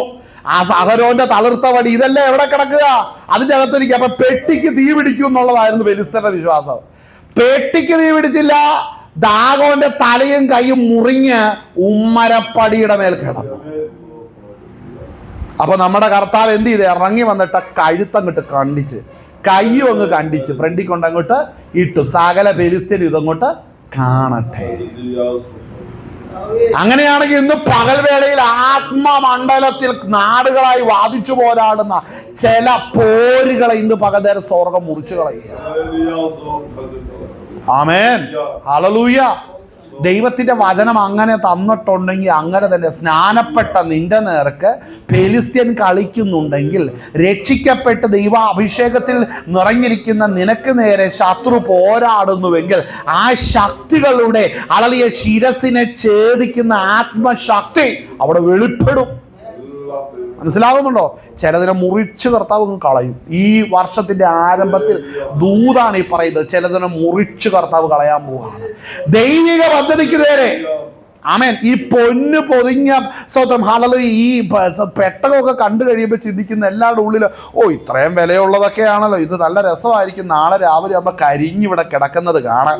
ഇത്രയും കാശ് മുടക്കിയത് കരിഞ്ഞു പോകുന്ന കാണാനാണ് നീ ആഗ്രഹിക്കുന്ന മകനെ. ഇതുപോലെ ഒരുത്തരെ കാലങ്ങൾ കഴിഞ്ഞപ്പോഴേ കർത്താവിന്റെ കൂടെ ഇരുന്നോണ്ട് പറഞ്ഞു, എന്നാന്നറിയാമോ? ഇത് വിറ്റ് ദരിദ്രർക്ക് കൊടുക്കാൻ മേലെന്ന്. അവൻ തീർന്നുപോയി. ഇത് വിറ്റ് ദരിദ്രർക്ക് ഞാനൊരു പറയാം, നീ കർത്താവിന് വേണ്ടി ചെയ്യുന്നത് പണമിട്ട് തൂക്കുന്നവനെ എല്ലാം ദൈവം യൂദായുടെ വഴിയിൽ വിട്ടിരിക്കും. മനസ്സിലായോ? ഹല്ലേലൂയ, സ്തോത്രം. ദൈവത്തിന്റെ പ്രവൃത്തി അതാണ്. യൂദ വെറുതെ ഒരു കെട്ടുകഥയല്ല, സത്യാവസ്ഥയായിരുന്നു. മനസ്സിലാവും? ചിലർ ചിന്തിക്കുന്ന എല്ലാ വെളച്ചിലും കാണിച്ചിട്ട് നടന്ന ഒരു കുഴപ്പമില്ലെന്ന്. യൂദായെ ഓർക്കണം ഇടയ്ക്കൊക്കെ. മനസ്സിലാവുന്നുണ്ടോ? അച്ചായന് ഈ പണിയെല്ലാം കാണിച്ചപ്പോ ചിന്തിച്ചില്ല പണി കിട്ടൂന്ന്. കിട്ടിയപ്പോഴോ ഹല്ലേലൂയ, പുരോഹിതന്മാരുടെ അടുത്ത് നമ്മൾ കഴിഞ്ഞ ആഴ്ചയൊക്കെ ചിന്തിച്ചതല്ലേ? പുരോഹിതന്മാരുടെ അടുത്ത് പോയി സംസാരവും ചിരിയെല്ലാം കഴിഞ്ഞിട്ട് വീട്ടിൽ പോയതാണ്. ഹല്ലേലൂയ. അങ്ങേർക്ക് പിന്നെ തിരിച്ചു വന്നുകൊണ്ട് കിട്ടിയ പൈസ കൊണ്ട് മാസത്തെ കൊണ്ടേ കൊടുത്ത് പറയും, വേണ്ട നീ തന്നെ എടുത്തോളാം. മന്ദിരത്തിൽ നേരെ വലിച്ചെറിഞ്ഞു. നീ എത്ര വലിച്ചെറിഞ്ഞാലും ദൈവിക പദ്ധതിക്ക് നേരെ ചെയ്തിട്ട് നീ പോയതാണോ, നിന്നെ നിന്റെ തലമുറയും ദൈവം തൊട്ടിരിക്കും. അത് വെറുതെ അല്ല, ദൈവപ്രവൃത്തിയാണത്. മനസ്സിലാക്കണം. ദൈവ സാന്നിധ്യം നിലനിൽക്കുന്ന പെട്ടകത്തിന് നേരെ ഫെലിസ്ത്യരുടെ പ്രയോഗം ഇതായിരുന്നു. ഇത് എവിടെ ഇരുന്നാൽ ക്ഷേത്രത്തിൽ ഇരുന്ന് കഴിഞ്ഞ അടുത്ത ദിവസം ദാഗോന്റെ ശക്തി കൊണ്ട് ഇത് അവിടെ ഇരുന്ന് കത്തിപ്പോകുന്നോ തകർന്നു പോകുന്നൊക്കെ വിചാരിച്ചുകൊണ്ടാണ് ഇവരെടുത്തോണ്ട് വന്നത്. മനസ്സിലാക്കണമേ, അളലിയ ദൈവ പ്രവർത്തിക്ക് നേരെ ഉപദ്രവം അഴിച്ചുവിടുന്നവരാരും ആരംഭത്തിൽ ചിന്തിച്ചിട്ടില്ല ഇതൊക്കെ ഉണ്ടാകുമെന്ന്. മനസ്സിലാകുന്നുണ്ടോ? ദൈവത്തിന്റെ പ്രവൃത്തി വെളിപ്പെട്ട് കഴിയുമ്പോഴാണ് അറിയുന്നത് ദൈവം ഇവിടെ ഉണ്ടായിരുന്നു എന്ന്. ഞാൻ പറയട്ടെ, ഈ പെട്ടകത്തിന് വേണ്ടി ഇന്ന് സംസാരിക്കാൻ ഒരു വായ പോലും ആ ദേശത്തിലില്ല. ഉണ്ടോ? ആ പെട്ടകം തന്നെയായിട്ടിരിക്കുക. അവിടെയാണ് ദൈവ പ്രവൃത്തി വെളിപ്പെടുന്നത്. പെട്ടകം തന്നെ ഇരിക്കും, പക്ഷെ അവിടെയാണ് ദൈവമഹത്വം വെളിപ്പെടാൻ പോകുന്നത്. ആമേൻ. വായിച്ചാട്ടെ.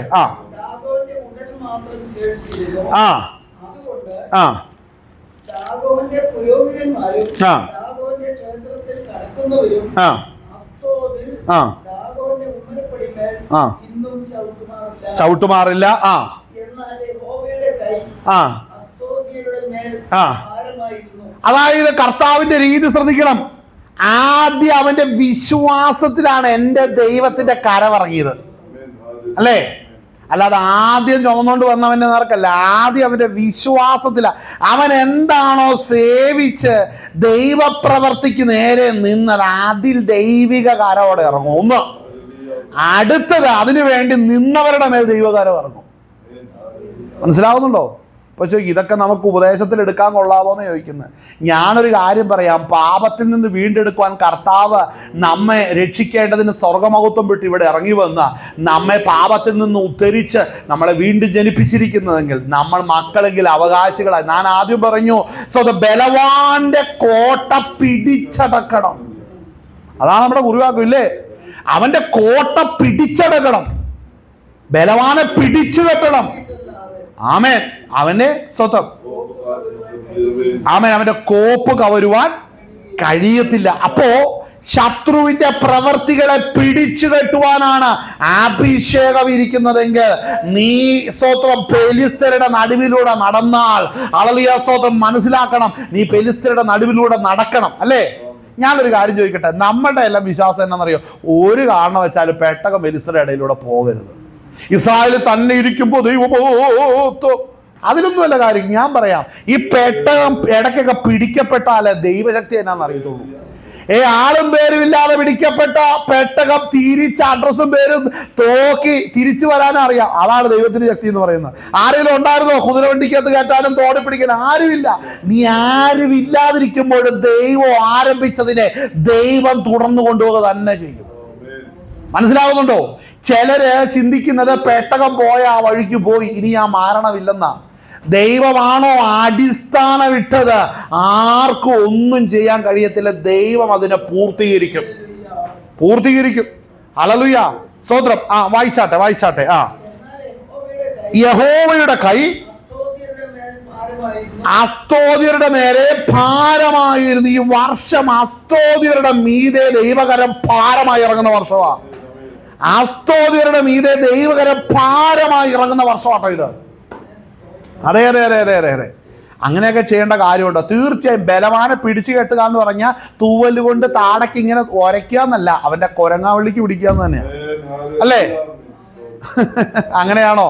ഹല്ലേലൂയ. ബലവാനെ പിടിച്ചു കെട്ടിയിട്ടല്ലാതെ അത് ഏത് പേരുണ്ട്? ശത്രുവിനെ. ഞാൻ സാത്താന്റെ കാര്യമല്ലേ പറയുന്നത്? പിശാചിനെ പിടിച്ചു കെട്ടുന്ന കാര്യമല്ലേ പറയുന്നത്? അല്ല, ചിലർ ചിന്തിക്കുന്ന എന്നാന്ന് ചോദിച്ചാൽ ഏതോ അച്ചായനെ പിടിച്ചു കിട്ടുന്ന കാര്യം, ഏതോ വീട് ഇടിച്ചിട്ട് വിളിക്കുന്ന, അങ്ങനെ വല്ലതും ആണോ പറയുന്നത്? ശത്രുവാകുന്ന പിശാച് ദൈവസഭയ്ക്ക് നേരെ വെല്ലുവിളിക്കുമ്പോൾ അവന്റെ പ്രവൃത്തിയെ പിടിച്ചടക്കണം. അല്ലേ? ആമേൻ. ആ വായിച്ച ഭാഗം വായിച്ച് തുറന്ന് വായിച്ചോ.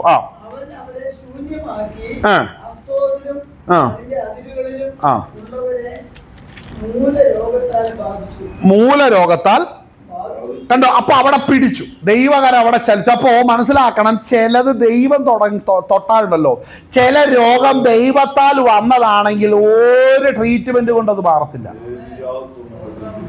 ആമേൻ. ആളത് ദൈവത്താൽ വന്ന രോഗമാണ്, ഒരു ട്രീറ്റ്മെന്റ് കൊണ്ടത് അവിടെ അത് മാറണമെന്നുണ്ടെങ്കിൽ ആത്മീക വിഷയം ആത്മീകമായി കൈകാര്യം ചെയ്താൽ മാത്രമേ മാറത്തുള്ളൂ, അല്ലേ? ഹല്ലേലൂയ. അപ്പൊ ഞാനൊരു കാര്യം ചോദിക്കാം. നമ്മളിപ്പോ എടുത്ത ഭാഗം ഇതായിരുന്നു. സ്തോത്രം. മത്തായി സുവിശേഷം 12-ാം അധ്യായത്തിലെ നമ്മൾ വന്നേ, അല്ലേ?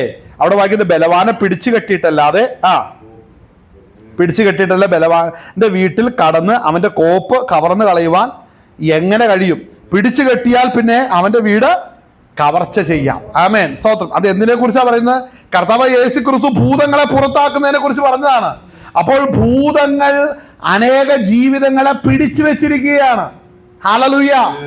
ആദാമ്യ പ്രകൃതിയിൽ ജനിക്കുന്ന സകല മനുഷ്യരെയും ഭൂതാത്മാക്കൾ ബന്ധിച്ചിട്ടിരിക്കുകയാണ്. അവൻ രക്ഷിക്കപ്പെടാത്രത്തോളം ഈ മനുഷ്യാത്മാക്കളുടെ നിത്യത എന്ന് പറയുന്നത് നിത്യ നരകത്തിൽ ഈ ഭൂതങ്ങളോട് ഒത്തിച്ചു തന്നെയാണ്. ഇതറിയുന്നില്ല, ഈ സത്യാവസ്ഥ അറിയുന്നില്ല. ഹല്ലേലൂയ. രക്ഷിക്കപ്പെടാതിരിക്കുന്ന ഏതു മനുഷ്യരും അളലിയാസത് ആദാമ്യ പ്രകൃതിയിൽ പാപ സ്വഭാവത്തിൽ തുടർന്ന് ജീവിച്ച് ആ വ്യക്തി മരിച്ചാൽ ആ വ്യക്തിയെ ഈ ലോകത്തിൽ ഇരുന്ന് അവനെ നിയന്ത്രിച്ചിരുന്ന പൈശാചിക ശക്തിയോടുകൂടെ അവനെ നരകത്തിലേക്ക് തന്നെ അയക്കുകയാണ് ചെയ്യുന്നത്. കാര്യം അവൻ ലഭിച്ച ആയുഷ്കാലത്തിൽ അവൻ രക്ഷയ്ക്കായിട്ടുള്ള വഴി അവൻ കണ്ടെത്തിയിട്ടില്ല. ഹല്ലേലൂയ, സ്തോത്രം. അതുകൊണ്ട് മനസ്സിലാക്കണം, യേശു ക്രിസ്തു ഒരു മതത്തിന്റെ വക്താവല്ല. IPCയുടെ ചർച്ച കൊണ്ട് ഷാരോണിന്റെ ഏജിയുടെയോ അല്ലെങ്കിൽ ഇൻഡിപെൻഡന്റ് സഭകളുടെ ക്രിസ്ത്യാനികളുടെ ദൈവമല്ല. അവൻ സകല മനുഷ്യരുടെയും വീണ്ടെടുപ്പുകാരനാണ്. ഈ വെളിപ്പാടാണ് വേണ്ടത്. ഇവിടെയാണ് സാത്താൻ മതം കൊണ്ടുവന്ന് മനുഷ്യനെ വേർതിരിച്ചിട്ടിരിക്കുന്നത്. രക്ഷ, ഒരുവന്റെ ആത്മാവിന്റെ രക്ഷയുടെ പദ്ധതി യേശു ക്രിസ്തുവിലൂടെ മാത്രമേ ഉള്ളൂ. ഹല്ലേലൂയ. അതിന്റെ പേര് ട്രസ്റ്റ് തുടങ്ങിയാലോ സൊസൈറ്റി തുടങ്ങിയാലും ശരി, ഇതുകൊണ്ടൊന്നും കാര്യം നടക്കത്തില്ല. മനസ്സിലാകുന്നുണ്ടോ? ഹല്ലേലൂയ. സത്യവചനം യഥാർത്ഥമായി പ്രസംഗിക്കണം. കഴിഞ്ഞ ദിവസം ഒരു ദൈവദാസൻ, അവൾ ശക്തമായിട്ട് യൂട്യൂബിൻ്റെ അകത്തൊക്കെ പ്രസംഗിക്കുന്ന ദൈവദാസൻ പറഞ്ഞൊരു കാര്യമുണ്ട്. ഈ സ്തേഫാനോസെ പ്രസംഗിക്കാൻ നേരത്ത് ദേശത്തിലെ മദ്യത്തിനും മയക്കുമരുന്നിനും നേരെയാണോ പ്രസംഗിച്ചേ? ആ കാരണം എന്നാണെന്നറിയാവോ? ഞാനൊരു ചിന്തിച്ചൊരു കാര്യമുണ്ട്. പെന്തക്കോസ്തുകാർ വന്നപ്പോൾ ഇവർ ആത്മാവിൽ നിറഞ്ഞപ്പോൾ വന്നു നിന്ന യഹൂദന്മാർ പറഞ്ഞ തന്നെ ഇവര് വീഞ്ഞു കുടിച്ച് മത്തരായിരിക്കുകയാണോ അല്ലേ എന്ന് പറഞ്ഞാൽ എന്നാന്ന് മനസ്സിലായോ? അപ്പൊ പറഞ്ഞു, അല്ല ഇത് 3 മണി നേരമല്ലേ ആയിട്ടുള്ളൂ, ഇപ്പൊ വെള്ളം അടിക്കാൻ ടൈം ആയില്ലെന്നാ പറഞ്ഞ. അതൊരു കുടിയന്മാരുടെ നടുവില. അങ്ങനെയാണ് 1-ാം നൂറ്റാണ്ടിലെ പ്രസംഗം. എന്താണ്? സഹോദരങ്ങളെ, നിങ്ങൾ ആരും മദ്യത്തിന് അടിമയായി തീരരുത്. അതാണോ പ്രസംഗിച്ചേ? അതാണോ പ്രസംഗിച്ചേ? 1-ാം നൂറ്റാണ്ടിലെ കാര്യം. എല്ലാം മുക്കിന് ബാറുള്ള സ്ഥലമാണെന്ന് വേണം വിശ്വസിക്കാൻ. കാര്യം എല്ലാം കുടിയന്മാരായിരുന്നു അല്ലേ? അതിന്റെ നടുവിൽ ഇരുന്ന ജനത്തോട് മദ്യപാനത്തെ കുറിച്ചും ലഹരി വിരുദ്ധ യാത്ര, ഇതൊന്നും 1-ാം നൂറ്റാണ്ടിലില്ലായിരുന്നു. സ്തേഫാനോസ് എഴുന്നേറ്റ് നിന്ന് ഇവന്റെ അപ്പനപ്പൂപ്പന്മാര് ദൈവത്തോട് ചെയ്ത അതിക്രമങ്ങളും പാപങ്ങളും വിളിച്ചു പറഞ്ഞപ്പോ അവന്റെ രക്തം ചിന്തി. ഇന്ന് ഈ പ്രസംഗിക്കുന്നതിൽ ബഹുഭൂരിപക്ഷം സുവിശേഷം പോലുമല്ല. മനസ്സിലാവുന്നുണ്ടോ? തിരിച്ചറിയണം. എന്തുകൊണ്ടാ ഇങ്ങനെയായി പോയെന്നറിയോ? ബലഹീന, ഉയരത്തിലെ ശക്തി പ്രാപിച്ച ധൈര്യം ഉണ്ടാവും. ഈ സംഘടനയ്ക്കകത്തൊന്നും ഉയരത്തിലെ ശക്തിയില്ല. ഒരു 70% അഭിഷേകമേ ഇല്ലാത്തവന്മാരാണ് ഇതിറങ്ങിയിരിക്കുന്നത്. അവരൊരു സംഘടനയ്ക്കകത്ത് പാസ്റ്റർ എന്ന് പറഞ്ഞു കൊടുക്കും. പാസ്റ്റർ എന്നെങ്ങനെയാ? ബൈബിൾ കോളേജ് 3 വർഷം BTH MTH എടുത്ത് ഹാളലി അവിടെ വന്ന് ഒരു സർട്ടിഫിക്കറ്റും കൊടുക്കും. പാസ്റ്റർ കോഴ്സും ചെയ്തിട്ട് 3 വർഷത്തെ കോഴ്സും ചെയ്തിട്ട് പിന്നെ പാസ്റ്റർ ആകുകയാണ്. അവൻ അഭിഷേകമുണ്ടോ, രക്ഷയുണ്ടോ, വിശ്വാസത്തിന്റെ മർമ്മം ശുദ്ധകൃത്യത്തിൽ സൂക്ഷിച്ചിട്ടുണ്ടോ, സാക്ഷി, ഇതൊന്നും വിഷയമല്ല. ഇങ്ങനെയുള്ളവർ കുറെ പെട്ടിയും പ്രമാണവും എടുത്ത് പുറത്തേക്ക് ഇറങ്ങി ചെയ്യുന്നൊന്നും സുവിശേഷമാകത്തില്ല. ദൈവത്തിന്റെ ആത്മാവ് ഉണ്ടായിരിക്കണം. ഒന്ന്, അവർ ക്രിസ്തുവിന്റെ മഹത്വം വരുമാറി നിൽക്കണം. ഈ ക്രിസ്തുവിന് മഹത്വം വരുത്തുവാനായിട്ട് തുടങ്ങിയാലുണ്ടല്ലോ, പ്രസ്ഥാനത്തിന്റെ മോളിൽ തട്ടിന്നൊന്നും ഒരു സഹായവും വരത്തില്ല. അവിടെ നിന്ന് വരുന്ന ഒറ്റ സഹായം, ഒരു ശബ്ദം കേൾക്കത്തുള്ളൂ. അങ്ങനെയാണ് തന്നെ നിന്നോ എന്ന് പറയും. അങ്ങനെയാണെങ്കിൽ തന്നെ നിന്നോ, ഞങ്ങളുടെ കൂടെ കൊണ്ട്. കാര്യം ഈ ബലഹീനന്മാരുടെ കൂടെ കൂടുതലും വേറെ വല്ല പണിക്കും പോകുന്ന. ഈ ചിലതിനെയൊക്കെ നോക്കിയാണല്ലോ ഈ ദാഗോൻ വരെ കിണറ്റി ചാടും.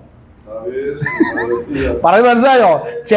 ചിലരെ ഈ ശുശ്രൂഷ അല്ലെ ചിലരുടെയൊക്കെ പരിപാടി കണ്ട ദാഗോനെ, ഫെലിസ്തീനയുടെ ദൈവമേ, അതുവരെ കിണറ്റി ചാടി ചാവൂന്ന്.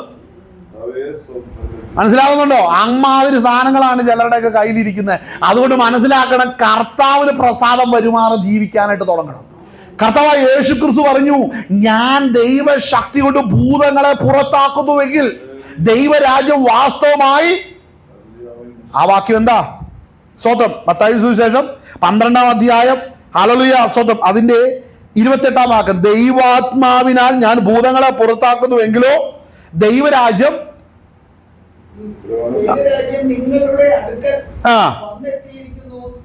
സ്തോത്രം നിങ്ങളുടെ അടുക്കൽ വന്നെത്തിയിരിക്കുന്നു. അപ്പൊ ദൈവരാജ്യം വന്നെത്തുക എന്ന് പറഞ്ഞാൽ ഭൂതാത്മാക്കളെ പുറത്താക്കണം. മനസ്സിലാകുന്നുണ്ടോ? ഈ ഒരു മനുഷ്യന്റെ മേൽ ആധിപത്യം എടുത്തിരിക്കുന്ന ദുർഭൂത ശക്തികൾ, അതിലെ പാരമ്പര്യ ശക്തികളുണ്ട്. ഇത് അവനിൽ നിന്ന് വിട്ടുപോകണം. ഞാൻ മറ്റു 2 ഭാഗം കൂടെ എടുത്തിട്ട് നമുക്ക് വരാം. സ്തോത്രം. ഹല്ലേലൂയ. ലൂക്കോസിന്റെ സുവിശേഷം, ഞാൻ വേറെ ഭാഗം എടുക്കാൻ വേണ്ടി വന്ന അത് വിട്ടുപോയി. ലൂക്കോസ് സുവിശേഷം അതിൻ്റെ യേശുക്രിസ്തു 70 പേരെ അയക്കുന്ന ഒരു രംഗമുണ്ട് അല്ലേ? സ്തോത്രം. അടുത്തെ 70 പേരെ ശുശ്രൂഷയ്ക്കായിട്ട് അയക്കുകയാണ്. അയക്കുന്നു. അതിന്റെ 10-ാം അധ്യായം അല്ലേ? ഈ 70 പേരെ അയച്ചു. അവരോട് ചില കാര്യങ്ങൾ പറയുന്നുണ്ട്. അതെല്ലാം അവർ ചെയ്തു. നമ്മോട് കർത്താവ് പറഞ്ഞിരിക്കുന്ന ഗ്രേറ്റ് കമ്മീഷൻ അനേകരെ നിങ്ങൾ ശിഷ്യരാക്കിക്കൊള്ളുവാനാണ് പറഞ്ഞിരിക്കുന്നത്. ശിഷ്യരാക്കണമെങ്കിലും ഈ ഭൂതാത്മാവ് പോയാലേ പറ്റുള്ളൂ. ഇന്ന് ഒത്തിരി ശിഷ്യന്മാര് ഭൂതാത്മാവുമായിട്ട് നടക്കുന്ന ശിഷ്യന്മാർ ഒത്തിരി ഉണ്ട്. ലീഡർക്കും ഭൂതം, ഡിസൈപ്പിൾസിനും ഭൂതം അല്ലേ? എങ്ങനെയുണ്ട്? നല്ല സെറ്റപ്പ് അല്ലേ? നേതാവിനും ഭൂതം, അനുയായിക്കും ഭൂതം അല്ലേ? അല്ലേ? അപ്പൊ പിന്നെ ഭൂതത്തെ കുറിച്ച് ആരും ചിന്തിക്കേണ്ട കാര്യം ഞങ്ങൾ ആരും ഒരു പ്രശ്നമായിട്ട് കണക്കാക്കുന്നില്ല. എന്തുകൊണ്ട് കണക്കാക്കുന്നില്ല? ശുശ്രൂഷയിൽ ഈ ഭൂതാത്മാവ് വിട്ടുപോയാൽ മാത്രമാണ് ഒരു വ്യക്തിക്ക് ബോധം വരത്തുള്ളൂ. ഹല്ലേലൂയ. ആ വിഷയത്തിലേക്ക് വരാം.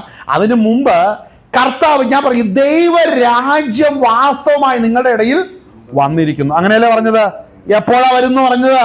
ഞാൻ ദൈവശക്തി കൊണ്ട്, ഉയരത്തിലെ ശക്തി കൊണ്ട് ഭൂതങ്ങളെ പുറത്താക്കുന്നുവെങ്കിൽ ദൈവരാജ്യം സ്പഷ്ടമായി നിങ്ങളുടെ അടുക്കൽ വന്നിരിക്കുന്നു അല്ലേ? അതല്ലേ വാക്കിന്റെ അർത്ഥം? അങ്ങനെയാണെങ്കിൽ ഈ അതായത് നിയോഗമുള്ളവൻ വരുമ്പോൾ എന്ത് സംഭവിക്കും അത് മനസ്സിലാക്കണമല്ലോ. നമ്മൾ വായിച്ച അതിന്റെ ലൂക്കോസ് സുവിശേഷം 10-ാം അധ്യായം അതിന്റെ 17-ാം വാക്യം വായിച്ചേ. സന്തോഷത്തോടെ മടങ്ങി വന്നു.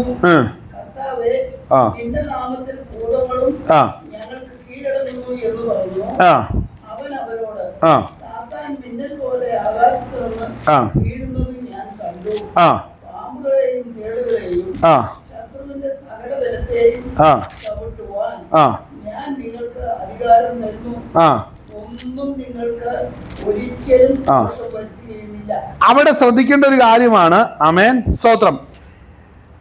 അവിടെ വായിച്ച ആ 70 പേരും സന്തോഷത്തോടെ മടങ്ങി വന്നു.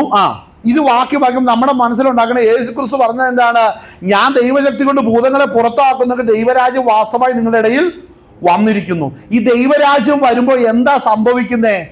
നിയോഗമുള്ളവൻ ചെന്ന് ദൈവശക്തി കൊണ്ട് ഭൂതങ്ങളെ പുറത്താക്കപ്പെടും. മനസ്സിലാകുന്നുണ്ടോ? ആ പുറത്താക്കപ്പെടുമ്പോൾ ഒരു മനുഷ്യൻ പാരമ്പര്യ ശക്തികൾക്കും പലവിധമായ ബന്ധനങ്ങൾക്കും വിധേയപ്പെട്ട് കിടന്ന ഒരു വ്യക്തി ആ ബാധയിൽ നിന്ന് ഒഴിഞ്ഞ് സ്വസ്ഥത വന്നു കഴിഞ്ഞാൽ അവർ ക്രിസ്തുവിനെ കാണും. അപ്പോൾ അതുവരെ ആ വ്യക്തിക്ക് ബോധമില്ല, സുബോധമില്ലെന്ന് മനസ്സിലാക്കണം എന്നാണ് ദൈവത്തിന്റെ വചനം പറയുന്നത്. അപ്പൊ സുബോധം വരണമെന്നുണ്ടെങ്കിൽ ഈ പറയപ്പെട്ട ശുശ്രൂഷ നടത്തപ്പെടണം. ആ ശുശ്രൂഷ നടത്തപ്പെടാൻ കർത്താവ് 70 പേരെ അയച്ചു. അവർ ചെല്ലുമ്പോൾ എന്ത് സംഭവിച്ചു എന്നും അവർ മടങ്ങി ജയത്തോടു കൂടെ വന്നപ്പോൾ ഇതേ ദൈവരാജ്യം വെളിപ്പെടുമ്പോൾ എന്ത് സംഭവിക്കും എന്നാണ് ഇവിടെ പറഞ്ഞിരിക്കുന്നത്. ഇവിടെ വായിച്ചതെന്താണ്? 18-ാം വാക്യം. അവൻ അവരോട്, സാത്താൻ മിന്നൽ പോലെ. അപ്പൊ ഇവൻ എവിടെ ഇരിക്കുന്നേ? ഇവൻ ആകാശത്ത് സ്വർഗങ്ങളിൽ ഇരിക്കുകയാ. സ്വർഗങ്ങളിൽ അല്ലേ? 1-ാം സ്വർഗം മേഘമണ്ഡലം, 2-ാം സ്വർഗം നക്ഷത്രമണ്ഡലം, 3-ാം സ്വർഗം അളലിയ ദൈവത്തിന്റെ സിംഹാസനം. അങ്ങനെ ദൈവത്തിന്റെ വചനം പറയുന്നത് അല്ലേ? ഈ 2-ാം സ്വർഗത്തിലുള്ള നക്ഷത്ര മണ്ഡലത്തിൽ വ്യാപരിക്കുന്ന പൈശാചിക ശക്തികളുണ്ട്. നക്ഷത്ര മണ്ഡലങ്ങളിലിരിക്കുന്ന പൈശാചിക ശക്തി ഭൂമിയിലിരിക്കുന്ന പാപ മനുഷ്യരെ നിയന്ത്രിച്ചുകൊണ്ടിരിക്കുകയാണ്. ആമേൻ, ഹല്ലേലൂയ. അതുകൊണ്ട് എന്നാന്നറിയാവോ? ഇന്ന് ലോകരെ നോക്കിക്കേ, ഈ ഓരോ ശക്തികളെ വിളിച്ച് സേവിച്ച് അതിനെ പ്രസാദിപ്പിച്ച് അതിൽ നിന്ന് ലഭിക്കുന്ന റിസോഴ്സുകൾ, പലവിധ റിസോഴ്സുകളാണ്. ചിലർക്ക് നല്ല അറിവ്, ചിലർക്ക് പ്രശസ്തി, ചിലർക്ക് അങ്ങനെയുള്ള പല കാര്യങ്ങളുണ്ട്. ഇതെല്ലാം അവർ മേടിച്ചെടുത്തുകൊണ്ട് ലോകത്തിൽ വലിയവനായിക്കൊണ്ടിരിക്കുകയാണ്. എന്നാൽ ദൈവരാജ്യം വെളിപ്പെടുവാൻ കർത്താവിന്റെ നാമത്തിൽ ഒരുവൻ ഒരു ദേശത്തിലോ വീട്ടിലോ ചെല്ലുമ്പോൾ ഒരു വീട്ടിലിരിക്കുന്ന ഓരോ വ്യക്തികളിൽ വാദിക്കുന്ന പൈശാചിക ബന്ധനം അഴിഞ്ഞു മാറാൻ ആ വ്യക്തിയുടെ മേൽ സ്വാധീനമെടുത്തിരിക്കുന്ന പൈശാചിക ശക്തി ആകാശത്തിൽ നിന്ന് വീഴുമെന്നാ പറയുന്നത്. അങ്ങനെയെങ്കിൽ അവിടെ ചെന്ന് നിൽക്കുമ്പോൾ ആ ദൈവശക്തിയാൽ പരിശുദ്ധാത്മാവിന്റെ ശക്തി കൊണ്ട് ശുശ്രൂഷിക്കുമ്പോൾ അവിടെ വെളിപ്പെടുന്ന ദൈവരാജ്യമാണ്. അതായത് പൈശാചിക മണ്ഡലം നമുക്ക് മീതെ നിൽക്കുമ്പോൾ അതിന് മീതെ ദൈവരാജ്യം വെളിപ്പെടുകയാണ്. ദൈവരാജ്യം തുറക്കുമ്പോൾ അതിന് മീതെയാണ് ശക്തിയേറിയ ശുശ്രൂഷകൾ വെളിപ്പെടുന്നത്. മനസ്സിലാവുന്നു? ഒരു പോർട്ടൽ മോളിൽ തുറക്കുക. നമ്മുടെ മോളില് നമ്മുടെ കണ്ണുകൊണ്ട് കാണാൻ കഴിയാതെ ആത്മമണ്ഡലത്തിൽ ദൈവത്തിന്റെ സാന്നിധ്യം വെളിപ്പെടുകയാണ്. ഹല്ലേലൂയ. വേറൊരു ഭാഗം കൂടെ നമുക്കിത് വായിക്കണേ. ഇവിടെ വായിക്കുന്ന എന്താണ്? സാത്താൻ മിന്നൽ പോലെ. വായിച്ചോ.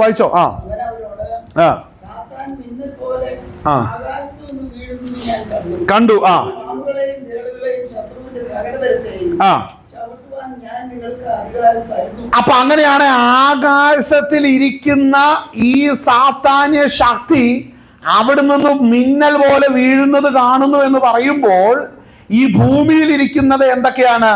പാമ്പുകൾ, തേളുകൾ.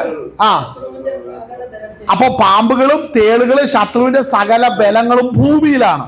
എന്നാൽ ഈ അവയെ നിയന്ത്രിക്കുന്ന ശക്തി എവിടെയാണ്? ആകാശത്തിലാണ്. ശ്രദ്ധിച്ചോ?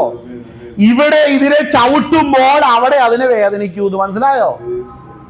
ഇവിടെ അതിനെ ചവിട്ടുമ്പോൾ സ്വർഗത്തിൽ ആകാശത്തിരിക്കുന്ന സാധനത്തിന് ഇളക്കം വരുമെന്ന്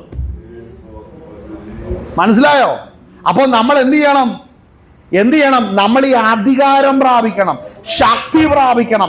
എന്നിട്ട് ഈ ഭൂമിയിൽ സ്വന്തം ബന്ധിക്കപ്പെട്ടിരിക്കുന്ന ബലവാനായിരിക്കുന്ന അല്ലെങ്കിൽ ചില വ്യക്തികളാകട്ടെ അവസ്ഥകൾ അവരുടെ മേൽ കുടിയിരിക്കുന്ന ശക്തികളെ ആ ബന്ധനത്തിൽ നിന്ന് അവരെ വിടുവിക്കപ്പെടുവാൻ നമ്മൾ ദൈവശക്തി പ്രാപിച്ചിരിക്കണം. ഇന്ന് ദൈവസഭയ്ക്കകത്ത് നടക്കുന്ന ഒരു വലിയ വിഷയം, ഇന്ന് ദൈവശക്തി വേണ്ട എന്നുള്ള തീരുമാനത്തിലേക്ക് സാത്താൻ സഭകളെ എത്തിച്ചു. മനസ്സിലാവുന്നുണ്ടോ? പരിശുദ്ധാത്മാവിന്റെ ശക്തി, ദൈവാത്മാവിന്റെ ശക്തി വേണ്ട എന്നുള്ള തീരുമാനത്തിലേക്ക് ഇന്ന് അനേക പാസ്റ്റർമാരെ സാത്താൻ എത്തിച്ചേക്കുവാണ്. ഈ ശുശ്രൂഷ നടക്കാതെ വണ്ണം അനേകരുടെ കണ്ണ് ഇന്ന് ഇരുട്ടിൽ കിടക്കുകയാണ്. ഇന്ന് എന്നാ നടക്കുന്നത്? ഒരു പ്രസംഗം അത് കേട്ടിട്ട് ചെവിപ്പുളി കളഞ്ഞിട്ട് വീട്ടിൽ പോകുന്നല്ലാതെ എന്നാ നടക്കുന്നേ? ഒന്നും നടക്കുന്നില്ല. ഒരു പ്രസംഗം കേട്ടിട്ട് ബൈബിൾ കോളേജിൽ കിട്ടിയ തിയറി എല്ലാം കൂടെ വെച്ച് അവരെ പഠിപ്പിക്കുകയാണ്. കേൾക്കുന്നവന് മാനസാന്തരം വരുന്നില്ല. സഭയ്ക്കകത്ത് വർഷങ്ങളായിട്ടിരിക്കുന്നവന് യാതൊരു മാറ്റം ചലിപ്പിക്കുന്നില്ല. എന്നാൽ സഭയ്ക്കകത്ത് അഭിഷേകം പ്രാപിച്ചവര്, കൃപാവരം പ്രാപിച്ചവര് ഇന്ന് അവർക്ക് ആത്മീകമായ സ്വത്രം മൊരടിപ്പ് കടന്നു വന്നുകൊണ്ടിരിക്കുകയാണ്. സഭയ്ക്കകത്തെ കാര്യം പറയുന്നത് എന്താ കാരണം? അവർ ഉപയോഗിക്കപ്പെട്ടാൽ, ബലപ്പെട്ടാൽ ശത്രുവിന്റെ പദ്ധതികൾ തകർക്കപ്പെടും. ഇത് സാത്താൻ അറിയാവുന്നതുകൊണ്ട് ദൈവദാസന്മാരെ തന്നെ കയ്യിലെടുത്തോണ്ടിരിക്കുകയാണ്. പക്ഷെ കർത്താവ് എല്ലാ കാലവും ഇതങ്ങ് അനുവദിക്കത്തില്ല. ഇതിന് ഫുൾ സ്റ്റോപ്പ് ഇടാൻ ദൈവം ചില പദ്ധതികൾ ഒരുക്കും. എന്തോ ഇത് പരിശുദ്ധാത്മാവ് എന്നോട് പ്രാർത്ഥിച്ചോണ്ടിരുന്നപ്പോ ഈ ഭാഗം എടുക്കണമെന്ന് പറഞ്ഞു. ഈ വിഷയത്തിൽ സംസാരിക്കണം ദൈവത്തിന്റെ ആത്മാവ് പറയുവാൻ ഇടയായിത്തീർന്നു. അതുകൊണ്ടാണ് ഞാൻ ഇന്ന് ഈ ഭാഗം എടുത്തപ്പോൾ ദൈവാത്മാവ് ഇത്ര വ്യക്തമായി ഇത് വെളിപ്പെടുത്തി തരുന്നത്. അപ്പോൾ മനസ്സിലാക്കണം, ഭൂമിയിലുള്ള ചില ആധിപത്യങ്ങളെ ചവിട്ടുമ്പോൾ ആകാശത്തിലിരിക്കുന്ന പൈശാചിക ശക്തി അവിടുന്ന് വീഴും, അതിന് വേദനിക്കാൻ തുടങ്ങും. അല്ല സാത്താനോട് നേരിട്ട് ആർക്കും പോരാടാൻ പറ്റത്തില്ല. പറ്റുമോ? ഞാൻ പറയാം, അതിനൊരു ബെസ്റ്റ് എക്സാമ്പിൾ പറയാം. സ്തോത്രം, ഹല്ലേലൂയ. ബെസ്റ്റ് എക്സാമ്പിൾ ഞാൻ പറയാം. ആമേൻ. സ്തോത്രം. നമ്മൾ സ്തോത്രം ദാനിയേൽ പ്രവചനം എടുത്തേ. ദാനിയേൽ പ്രവചനത്തിന്റെ അകത്ത് നമ്മൾ ദാനിയേൽ പ്രവചനം പലപ്പോഴും ചിന്തിച്ചിട്ടുണ്ട്, പഠിക്കുന്നുണ്ട്, പ്രസംഗിച്ചിട്ടുണ്ട്. നമുക്ക് നല്ലപോലെ അറിയാവുന്ന ഭാഗമാണ്. ആമേൻ.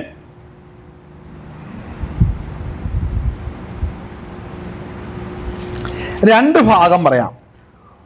ഒന്ന്, ബാബിലോണിന്റെ കീഴിൽ ഇരുന്നപ്പോൾ ദാനിയേൽ പ്രാർത്ഥിച്ചു, അല്ലേ? ആമേൻ. നമ്മൾ അതിന്റെ 9-ാം അധ്യായം എന്ന് പറയുന്നത് ദാനിയേലിന്റെ ഒരു ദീർഘമായ പ്രാർത്ഥനയാണ്. ദീർഘമായ പ്രാർത്ഥന അവിടെ നടന്ന് അവിടെ സ്തോത്രം, അവിടെ എൻ്റെ 5-ാം വാക്യം 9:5 വായിക്കുമ്പോൾ പറയും, ഞങ്ങൾ പാപം ചെയ്തു, വികടമായി നടന്നു, ദുഷ്ടത പ്രവർത്തിച്ചു, ഞങ്ങൾ മത്സരിച്ചു, നിന്റെ കൽപ്പനകളും വിധികളും വിട്ടുമാറിയിരിക്കുന്നു. കണ്ടോ? എല്ലാ കുറവുകൾ അങ്ങ് ഏറ്റങ്ങ് പറയുക. ഈ കുറവുകൾ ഏറ്റുപറഞ്ഞ് പ്രാർത്ഥിക്കുമ്പോഴാണ് നമ്മൾ കാൽവറിയുടെ ചോട്ടിലേക്ക് വരുന്നത്. ക്രിസ്തുവിന്റെ പാവത്തിലേക്ക് വരണമെന്നുണ്ടെങ്കിൽ കുറവുകൾ ഏറ്റുപറഞ്ഞ് പ്രാർത്ഥിക്കണം. മനസ്സിലാവുന്നുണ്ടോ? കുറവുകൾ ഏറ്റുപറഞ്ഞ് കർത്താവിന്റെ സന്നിധിയോളം നമ്മൾ താഴണം. ഇതിന് വ്യക്തമായ വേറൊരു ഭാഗം കൂടെ ഉണ്ട്. എന്നാൽ ഇത് ഞാൻ പറഞ്ഞിട്ട് ഞാൻ ആ ഭാഗത്തേക്ക് എത്താം. ഈ വിഷയം നമ്മൾ പറഞ്ഞ 9-ാം അധ്യായം നമ്മൾ കാണുമ്പോൾ, ആമേൻ, സ്തോത്രം, അതിന്റെ 21-ാം വാക്യം നമുക്കൊന്ന് വായിക്കാം. 9:21. ഞാൻ എൻ്റെ പ്രാർത്ഥന കഴിച്ചുകൊണ്ടിരിക്കുമ്പോൾ തന്നെ ആദിയിൽ ഞാൻ അത്യന്തം ക്ഷീണിച്ചിരുന്ന സമയം ദർശനത്തിൽ കണ്ട ഗബ്രിയേൽ എന്ന പുരുഷൻ ഏകദേശം യാഗത്തിന്റെ നേരത്തെ എന്നോട് അടുത്തു വന്നു. വായിച്ചേ. അവൻ വന്ന് എന്നോട് പറഞ്ഞത് എന്തെന്നാൽ, ദാനിയേലേ, നിനക്ക് ബുദ്ധി ഉപദേശിച്ചു തരേണ്ടതിന് ഞാൻ വന്നിരിക്കുന്നു. ആ നീ ഏറ്റവും പ്രിയനാകിയാൽ ആ നിന്റെ യാചനകളുടെ ആരംഭത്തിൽ തന്നെ ആ കൽപ്പന പുറപ്പെട്ടു. ആ സഹോദരൻ ഇപ്പൊ ശ്രദ്ധിക്കണം, നീ ഏറ്റവും പ്രിയനാകയാൽ അപേക്ഷകളുടെ ആരംഭത്തിൽ തന്നെ കൽപ്പന പുറപ്പെട്ടു. ശ്രദ്ധിക്കണം. അപ്പോൾ നാം കർത്താവിന് പ്രിയപ്പെട്ടതാണെങ്കിൽ നമുക്ക് മറുപടി വേഗം വരും. മനസ്സിലാവുന്നുണ്ടോ? മറുപടി വേഗം കർത്താവ് തരുക തന്നെ ചെയ്യും. അപ്പോൾ ആ ഭാഗം നമ്മൾ പറഞ്ഞപ്പോൾ മനസ്സിലാക്കണം. ഒന്ന് വായിച്ചേ ആ നിന്റെ യാചനകളുടെ ആരംഭത്തിൽ തന്നെ ആ കൽപ്പന പുറപ്പെട്ടു. ആ നിന്നോട് അറിയിക്കുവാൻ ഞാൻ ആ വന്നുമിരിക്കുന്നു. അതുകൊണ്ട് നീ കാര്യം ചിന്തിച്ച് ആ ദർശനം ഗ്രഹിച്ചുകൊള്ളുക. ശ്രദ്ധിക്കണം. അപ്പൊ ഒരു മറുപടിയായിട്ട് വരികയാണ്. അതുപോലെ തന്നെ ദാനിയേൽ പ്രവചനം 10-ാം അധ്യായത്തിൽ നമ്മളെല്ലാ പാസ്റ്റർമാരും എടുത്ത് പ്രസംഗിക്കുന്ന ഒരു ഭാഗമാണ് അല്ലേ? സ്തോത്രം. അതിന്റെ സ്തോത്രം അതിന്റെ സ്തോത്രം 7-ാം വാക്യം എന്ന് വെച്ചാൽ 10-7 മുതൽ വായിച്ചേ. 10-7 ആ മാത്രം ഈ ദർശനം കണ്ടു. എന്നോട് കൂടെ ഉണ്ടായിരുന്ന ആളുകൾ ആ ദർശനം കണ്ടില്ല. ആ എങ്കിലും ആ ഒരു മഹാഭ്രമം ആ അവർക്ക് പിടിച്ചിട്ട് ആ അവർ ഓടി ഒളിച്ചു. ഇവിടെ ശ്രദ്ധിക്കണം. ഇതേ സിറ്റുവേഷൻ പൗലോസ്, സൂര്യനെ കവിയുന്ന ഒരു വലിയ തേജസ് പൗലോസ് കണ്ടപ്പോ, ഹല്ലേലൂയ, ശൗലേ നീ എന്നെ ആ എന്ന് ഒരു ശബ്ദം അവിടെ കേട്ടു അല്ലേ? അപ്പോൾ ആ കൂടെ നിന്നവര് ഇതല്ല, അവർക്ക് മനസ്സിലായില്ലെങ്കിലും കേട്ടതാരാ? അങ്ങനെയല്ല, അങ്ങനെ ഒരു ഭാഗം ഉണ്ടല്ലോ ഇന്നത്തെ ഒരു ഭാഗം നമുക്കൊന്ന് കണക്ട് ചെയ്യണം. അത് ആമേൻ. സ്തോത്രം. വായിച്ച അപ്പോസ്തല പ്രവൃത്തി. ആമേൻ. Hallelujah hallelujah. 9-ാം അധ്യായം അല്ലേ? അതിന്റെ 4. അവൻ പ്രയാണം ചെയ്ത് ദമസ്കോസിന് സമീപിച്ചപ്പോൾ പെട്ടെന്ന് ആകാശത്ത് ഒരു വെളിച്ചം അവന്റെ ചുറ്റും മിന്നി. അവൻ നിലത്ത് വീണു. ശൗലേ നീ എന്നെ ഉപദ്രവിക്കുന്നത് എന്തെന്ന് തന്നോട് പറയുന്ന ഒരു ശബ്ദം കേട്ടു. നീ ആരാകുന്നു കർത്താവേ എന്ന് അവൻ ചോദിച്ചതിന് നീ ഉപദ്രവിക്കുന്ന യേശു ആകുന്നു എന്ന് പറഞ്ഞു. നീ എഴുന്നേറ്റ് പട്ടണത്തിൽ ചെല്ലുക, നീ ചെയ്യേണ്ടത് അവിടെ വെച്ച് നിന്നോട് പറയുമെന്ന് പറഞ്ഞു. അവനോടുകൂടെ പ്രയാണം ചെയ്ത പുരുഷന്മാർ ശബ്ദം കേട്ടുവെങ്കിലും ആരെയും കാണാതെ മരവിച്ച് നിന്നു. അപ്പൊ അങ്ങനെയാണെങ്കിൽ അതേ സിറ്റുവേഷൻ അല്ലേ ഇവിടെ ദാനിയേലിന്റെ ഭാഗത്ത് നമ്മൾ കാണുന്നത്? അവിടെ വായിക്കുന്ന എന്താണ്? ഒരു സ്വതം അവിടെ അവിടെ വായിക്കുന്നത്, ദാനിയേൽ എന്ന ഞാൻ മാത്രം ഈ ദർശനം കണ്ടു, എന്നോട് കൂടെ ഉണ്ടായിരുന്ന ആളുകൾ ദർശനം കണ്ടില്ല. അവിടെയും ശൗല് അതല്ലെങ്കിൽ പൗലോസിന്റെ രംഗം പറയുമ്പോൾ അവര് ശബ്ദം കേട്ടു, പക്ഷെ ഒന്നും ഇവിടെ പൗലോസിന്റെ അവിടെ സൂര്യനെ കവിയുന്ന ഒരു തേജസ് കണ്ടു. ശരി കൂടെ വ്യക്തമായിട്ട് കർത്താവിന്റെ മുഖം കണ്ടു എന്നുള്ളതാണ് അല്ലേ? ആള് പ്രതിബിംബിക്കുക അല്ലെങ്കിൽ തേജോമയനാകുന്ന ക്രിസ്തുവിന്റെ മുഖം അവിടെ കണ്ടു. എന്നാൽ സൂര്യനെ കവിയുന്ന ഒരു തേജസ് ആയിട്ടാണ് പൗലോസിന്റെ കണ്ണിൽ അത് അടിച്ചതെങ്കിൽ കൂടെ നിന്നവരൊന്നും കണ്ടില്ല, പക്ഷെ കേട്ടു അല്ലേ? അത് തന്നെ ഇവിടെ സംഭവിച്ചത് എന്താണ്? ദാനിയേൽ എന്ന ഞാൻ മാത്രം ഈ ദർശനം കണ്ടു, എന്നോട് കൂടെ ഉണ്ടായിരുന്ന ആളുകൾ ദർശനം കണ്ടില്ല. പക്ഷെ എന്നാ സംഭവിച്ചു? എങ്കിലും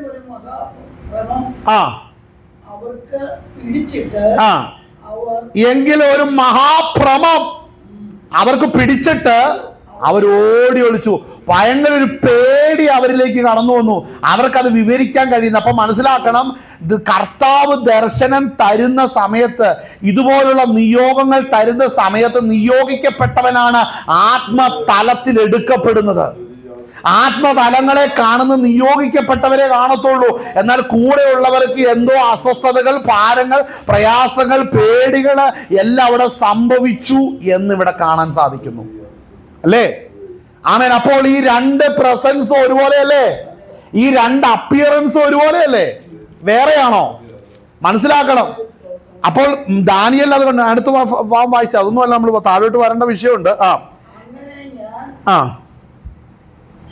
അങ്ങനെ ഞാൻ തനിച്ച് ശേഷിച്ചിരിക്കുന്ന ഈ മഹാദർശനം കണ്ടു. എന്നിലൊട്ടും ബലം ശേഷിച്ചിരുന്നില്ല.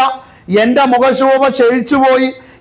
എനിക്ക് ഒട്ടും ബലമില്ലാതെയായി. അപ്പൊ മനസ്സിലാക്കണം, ഈ കണ്ട വ്യക്തിക്ക് എന്ത് സംഭവിച്ചു? ദാനിയേലിനെ സംബന്ധിച്ച് ദാനിയേല് ബലം ക്ഷയിച്ചു പോയി. പൗലോസിന് എന്ത് സംഭവിച്ചു? അവന്റെ കണ്ണിന്റെ കാഴ്ച പോയി. കർത്താവിന്റെ പ്രത്യക്ഷത ചിലരെ സംബന്ധിച്ച് ജഡത്തിൽ ബലഹീനമാക്കി കളഞ്ഞു. മനസ്സിലായോ? അതായത് നമ്മൾ ബലഹീനരായിരിക്കുമ്പോൾ തക്ക സമയത്ത് അവന്റെ ശക്തി ബലഹീനതയിൽ നമ്മളുടെ ഉള്ളിൽ വെളിപ്പെട്ട് തികഞ്ഞു വരേണ്ടതിന് നമ്മളെ ബലഹീനമാക്കും കർത്താവ്. ദൈവരാജ്യം വെളിപ്പെടണമെന്നുണ്ടെങ്കിൽ നീ ആദ്യം ബലഹീനനാകണം. മനസ്സിലാവുന്നോ? ഉയർപ്പ് വേണമെന്നുണ്ടെങ്കിൽ മരണത്തോളം ദൈവത്തിന് അനുസരണമുള്ളവനായി തീരണം. അപ്പോൾ നമ്മൾ ബലഹീനരായി തീർന്നിട്ടുണ്ടെങ്കിൽ, രോഗികളായി തീർന്നിട്ടുണ്ടെങ്കിൽ, ശത്രുക്കൾ നമുക്ക് നേരെ എഴുന്നേറ്റിട്ടുണ്ടെങ്കിൽ, ദൈവത്തിന്റെ വലിയൊരു മാസ്റ്റർ പ്ലാൻ നടക്കാനുണ്ട്. അതിന്റെ ഭാഗമായിട്ടാണ് ഈ നിരോധനങ്ങൾ ജീവിതത്തിൽ കടന്നു വരുന്നത്. മനസ്സിലാകുന്നുണ്ടോ? അത് ദൈവത്തിന്റെ പദ്ധതിയാണ്. അപ്പോൾ ഈ ഭാഗം നമ്മൾ വായിച്ച് നമ്മൾ താഴോട്ട് വരുമ്പോൾ ഒത്തിരി വിഷയം പറയാനുണ്ട് കേട്ടോ. ഇതെല്ലാം പറയാൻ ടൈമില്ല, അതുകൊണ്ട് ഞാൻ ആ ഭാഗം വിടുന്നത്. അപ്പോൾ ഒരു കൈ എന്നെ തൊട്ടു, എന്നെ മുഴങ്കാലും ഒക്കെയും ഊന്നി വിറയലോടെ നിൽക്കുമാറാക്കി. അവൻ എന്നോട്, പ്രിയപുരുഷനായ ദാനിയേലേ, ഞാൻ നിന്നോട് പറയുന്ന വചനങ്ങളെ ശ്രദ്ധിച്ച് നിവർന്നു നിൽക്കുക. ഞാൻ ഇപ്പോൾ നിന്റെ അടുക്കൽ അയക്കപ്പെട്ടിരിക്കുന്നു എന്ന് പറഞ്ഞു.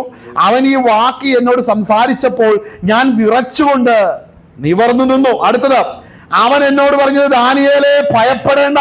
നീ തിരിച്ചറിയേണ്ടതിന്, നിന്റെ ദൈവത്തിന്റെ മുമ്പാകെ നിന്നെ തന്നെ താഴ്ത്തേണ്ടതിന് മനസ്സ് വെച്ച ആദ്യ ദിവസം മുതൽ നിന്റെ വാക്ക് കേട്ടിരിക്കുന്നു. അപ്പോൾ സ്വർഗത്തിൽ നിന്ന് മറുപടി എപ്പോഴാ വരുന്നതെന്നറിയോ? തന്നെത്താൻ താഴ്ത്തിയാലേ മറുപടി വരത്തുള്ളൂ. ഇവിടെ ചിലത് താഴ്ത്താൻ അറിയത്തില്ല, സാത്താൻ സമ്മതിക്കില്ല. ചിലരിലെ പാരമ്പര്യ സ്വഭാവങ്ങൾ അകത്ത് കയറി കഴിഞ്ഞ് അവർക്ക് ഒരിക്കലും താഴോട്ട് നോക്കാൻ അവർക്ക് അറിയത്തില്ല. സാത്താൻ അങ്ങനെ അവരെ ചിലരെ കൊണ്ടുപോകുന്നുണ്ട്. അവർക്ക് ജീവിതത്തിൽ താണ അവസ്ഥയിലേക്ക് വരുമ്പോൾ പെട്ടെന്ന് ദേഷ്യം വരും, താണ കാര്യങ്ങൾ കേൾക്കുമ്പോൾ വെറുപ്പ് വരും, അതിൽ നിന്ന് ഓടി ഒളിക്കുക. പക്ഷെ കർത്താവിന്റെ മാർഗത്തെ താഴ്ച അനുഭവിച്ച മേഖലകളിൽ മാത്രമേ ദൈവമഹത്വം വെളിപ്പെട്ടിട്ടുള്ളൂ. ജീവിതത്തിൽ താഴ്ച അനുഭവിക്കുമ്പോൾ അതിൽ നിന്ന് ഓടി ഒളിക്കരുത്. വിശേഷാൽ പ്രിയപ്പെട്ടവനാകുന്ന നീ രക്ഷിക്കപ്പെട്ടവനാണെങ്കിൽ ജീവിതത്തിൽ താഴ്ച വരുമ്പോൾ അതിനോട് എതിർത്ത് നിൽക്കരുത്. ആ താഴ്ചയിൽ കർത്താവ് കൃപ പകരുവാനാണ് ആ താഴ്ച നിന്റെ ജീവിതത്തിൽ ദൈവം തരുന്നത്. മനസ്സിലാകുന്നുണ്ടോ? താഴ്ച വരുമ്പോൾ നീ കർത്തനയോ നിലവിളിക്കുകയല്ല ചെയ്യേണ്ടത്. ഇതിന്റെ പിന്നിൽ എൻ്റെ ദൈവത്തിനൊരു പദ്ധതിയുണ്ട്, ഇതിന്റെ പിന്നിൽ എൻ്റെ കർത്താവിനൊരു ആലോചനയുണ്ട്. അത് മനസ്സിലാക്കണം. ആമേൻ, ഹല്ലേലൂയ. അങ്ങനെ ആ കാര്യങ്ങൾ അവിടെ അവതരിപ്പിച്ചതിന് ശേഷം മറ്റു രണ്ട് വിഷയമുണ്ടെന്ന് ഞാൻ പറഞ്ഞല്ലോ. അവിടെ വായിക്കുന്ന എന്താണ്? സ്തോത്രം. അവിടെ വായിക്കുന്നത് അതിന്റെ സ്തോത്രം, നിന്നെ തന്നെ താഴ്ത്തേണ്ടതിന് മനസ്സ് വെച്ച് ആദ്യ ദിവസം 12-ാം വാക്യം മുതൽ വായിച്ചേ. അവൻ എന്നോട്, ഏറ്റവും പ്രിയപുരുഷനായ ദാനിയേലേ, ഞാൻ നിന്നോട് പറയുന്ന വചനങ്ങളെ ശ്രദ്ധിച്ച് നിവർന്നു നിൽക്കുക. ഞാൻ ഇപ്പോൾ നിന്റെ അടുക്കൽ അയക്കപ്പെട്ടിരിക്കുന്നു. ഞാൻ നിന്റെ അടുക്കൽ ഇപ്പൊ അയക്കപ്പെട്ടവൻ എന്ന് പറഞ്ഞ ആരാ? അപ്പോസ്തലൻ. അപ്പോൾ അന്ന് ആ ശുശ്രൂഷ ചെയ്ത ആരാണ്? ചെയ്ത ആ ദൂതനാണ്. മനസ്സിലാവുന്നുണ്ടോ? അപ്പോൾ അപ്പോസ്തലന്റെ ഡ്യൂട്ടി എന്ന് പറഞ്ഞാൽ ഒരു സ്പെഷ്യൽ മെസ്സേജ് ദൈവത്തിൽ നിന്ന് പ്രാപിച്ച് ലഭിച്ചിട്ട് അയക്കപ്പെടുന്നവനാണ് അപ്പോസ്തലൻ. മനസ്സിലാവുന്നുണ്ടോ? അപ്പോസ്തലന്റെ ഡ്യൂട്ടി എന്ന് പറയുന്നത് സ്പെസിഫിക് ഡ്യൂട്ടി ആയിരിക്കും. ദൈവവേലയുള്ള ബന്ധത്തിൽ ചില പ്രത്യേക ദൗത്യമായിരിക്കും. ആ ദൗത്യം ചെയ്തെടുക്കാനാണ് അപ്പോസ്തലന്മാരെ ദൈവം ആക്കി വെച്ചിരിക്കുന്നത്. മനസ്സിലാവുന്നുണ്ടോ? അപ്പോൾ ആ ദൗത്യത്തിന്റെ ഭാഗമായിട്ട് അസാധാരണമായ ജീവിതത്തിലെ സംഘർഷങ്ങൾ, പോരാട്ടങ്ങൾ, പ്രതിസന്ധികളെല്ലാം അനുഭവിക്കേണ്ടതായിട്ട് വരും. എല്ലാവർക്കും പോരാട്ടങ്ങളും സംഘർഷങ്ങളും പ്രതിസന്ധികളും ഉണ്ട്. അപ്പോസ്തലന് കൂടുതലായിട്ട് എന്നാന്ന് ചോദിക്കുന്നവൻ ഇന്ന് സുവിശേഷ വേല വിട്ടിട്ട് 5 വിധ ശുശ്രൂഷ ഉപേക്ഷിച്ചിട്ട് വേറെ വല്ല പണിക്ക് പോകണം. മനസ്സിലാവുന്നുണ്ടോ? കാര്യം അവർക്കൊക്കെ ഈ രാഷ്ട്രീയം കേട്ടുകാണ് ആത്മീക ശുശ്രൂഷയ്ക്കകത്ത്. എടാ, ദൈവത്തിന് ഒരുവനെ വേണമെങ്കിൽ നിനക്കെന്നാ അസൂയ? ആദ്യം അസൂയകളെ ശാഠ്യം നിർത്ത്. നിന്റെ കീശയിലിരിക്കുന്ന കാര്യമല്ല, ഇത് ദൈവാത്മാവിനാലാണ്. നീ ഈ പ്രവാസത്തിലായതിന്റെ പിന്നിൽ ദൈവത്തിന് പദ്ധതിയില്ലേ? ഇന്ന് ദാനിയേൽ പ്രവാസത്തിലാണ് അല്ലേ? അവിടെ ഇരുന്നാ പ്രാർത്ഥിക്കേണ്ടി വരുന്നത്. അതുകൊണ്ട് ഭാരതസഭ പ്രവാസത്തിൽ പോകാറായി കേട്ടോ. വായിച്ചോ. അവൻ എന്നോട് പറഞ്ഞു, ദാനിയേലേ, ഭയപ്പെടേണ്ട. നീ തിരിച്ചറിയേണ്ടതിനും നിന്റെ ദൈവത്തിന്റെ മുമ്പാകെ നിന്നെ തന്നെ താഴ്ത്തേണ്ടതിനും മനസ്സ് വെച്ച ആദ്യ ദിവസം മുതൽ നിന്റെ വാക്ക് കേട്ടിരിക്കുന്നു. നിന്റെ വാക്ക് കേൾവായി തന്നെ ഞാൻ വന്നിരിക്കുന്നു. അടുത്തത്, നിന്റെ പ്രഭു ആ 21 ദിവസം എന്നോട് ആ എതിർത്തു നിന്നു. അപ്പൊ ശ്രദ്ധിക്കണം, 21 ദിവസം പ്രാർത്ഥനയിൽ ആരംഭ നാഴികയിൽ തന്നെ ദൈവാത്മാവിന്റെ നിയോഗം ലഭിച്ചിട്ട് അയക്കപ്പെട്ടവനാകുന്ന ദൂതൻ വന്നു നിൽക്കുമ്പോൾ പാർസി പ്രഭു ആയിരിക്കുന്ന ദുഷ്ടാത്മ സേന എതിർത്ത് നിൽക്കുകയാണ്. മനസ്സിലാകുന്നുണ്ടോ? ഇത് ആരുടെ വിഷയത്തിലാ ബ്ലോക്ക് ആകുന്നറിയോ? പ്രാർത്ഥിക്കുന്നവന്റെ വിഷയത്തിലാ. പ്രിയ പുരുഷനായ ദാനിയേൽ, കർത്താവിന് പ്രിയപ്പെട്ടവരുണ്ട് കേട്ടോ, ഇന്നും ജീവിച്ചിരിപ്പുണ്ട്. അവരുടെ ചില കാര്യങ്ങൾക്കാണ് കാലതാമസങ്ങൾ വരുന്നത്, മറ്റതൊക്കെ മുറയ്ക്ക് നടക്കുന്നുണ്ട്. കാര്യം നേരെ കീഴേ പാതാളത്തിലേക്കാണ്. കാരണം മനസ്സിലാക്കണം, തിരിച്ചറിയേണ്ട ഒരു കാര്യമാണ്, ദൈവത്തിന് പ്ലാനുള്ള വിഷയങ്ങളുടെ നടുവിൽ ശത്രു പോരാടുകയാണ്. കാര്യം ദാനിയേൽ പ്രാർത്ഥിക്കുന്ന വിഷയം എന്താണ്? ദാനിയേൽ പ്രാർത്ഥിക്കുന്ന വിഷയം ഇതാണ്. ഞാൻ പറഞ്ഞില്ലേ, പാമ്പുകളെയും തേളുകളെയും ശത്രുവിന്റെ സകല ബലത്തെയും. അതിന് ചവിട്ടുമ്പോൾ വേദനിക്കുന്ന എവിടാന്ന് മനസ്സിലായോ? ഇത് ഇവിടെ ചവിട്ടുമ്പോൾ വേദനിക്കുന്നതിന് മുകളിലിരിക്കുന്നവനുണ്ട്, അവന് വേദനിക്കും. അങ്ങനെയെങ്കിൽ ഈ താഴെ ചില കാര്യങ്ങൾ അറിഞ്ഞാൽ മുകളിലിരിക്കുന്നവന് വേദനിക്കും. മനസ്സിലായോ? നാം ഇവിടെ സുവിശേഷം പറഞ്ഞ് ജനം രക്ഷിക്കപ്പെടുമ്പോൾ മുകളിലിരിക്കുന്നവന് വേദനിക്കും. അവൻ സ്വന്തം ഇവിടെ ജനം രക്ഷിക്കപ്പെട്ട് പാപ സ്വഭാവങ്ങൾ വിട്ട് അശുദ്ധ ജീവിതം വിട്ട് വിശുദ്ധിക്ക് വേണ്ടി സമർപ്പിക്കുമ്പോൾ ഇതുവരെ വാണോണ്ടിരുന്നവന് മുകളിൽ ഇരിക്കാൻ മേലാതെയാകും. ആമേൻ, ഹല്ലേലൂയ. മനസ്സിലാവുന്നുണ്ടോ? വായിച്ചേ. അപ്പൊ പാർസി പ്രഭു എതിർത്തു. അങ്ങനെയാണെങ്കിൽ പാർസി പ്രഭു ഇത്ര എതിർക്കാൻ എന്നാ ദാനിയേൽ പ്രാർത്ഥിച്ചേ? ആ ആദ്യം മുതലൊന്ന് വായിച്ചേ. 10-ാം വാക്യം, 10-ാം അധ്യായത്തിന് ഒന്ന് മുതൽ വായിച്ചേ. പാർസി രാജാവായ കോരെശിന്റെ 3-ാം ആണ്ടിൽ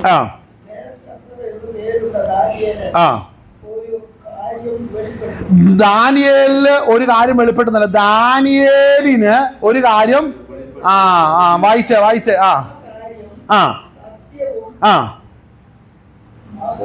ആ കാര്യം സത്യവും മഹാകഷ്ടവും ഉള്ളതും.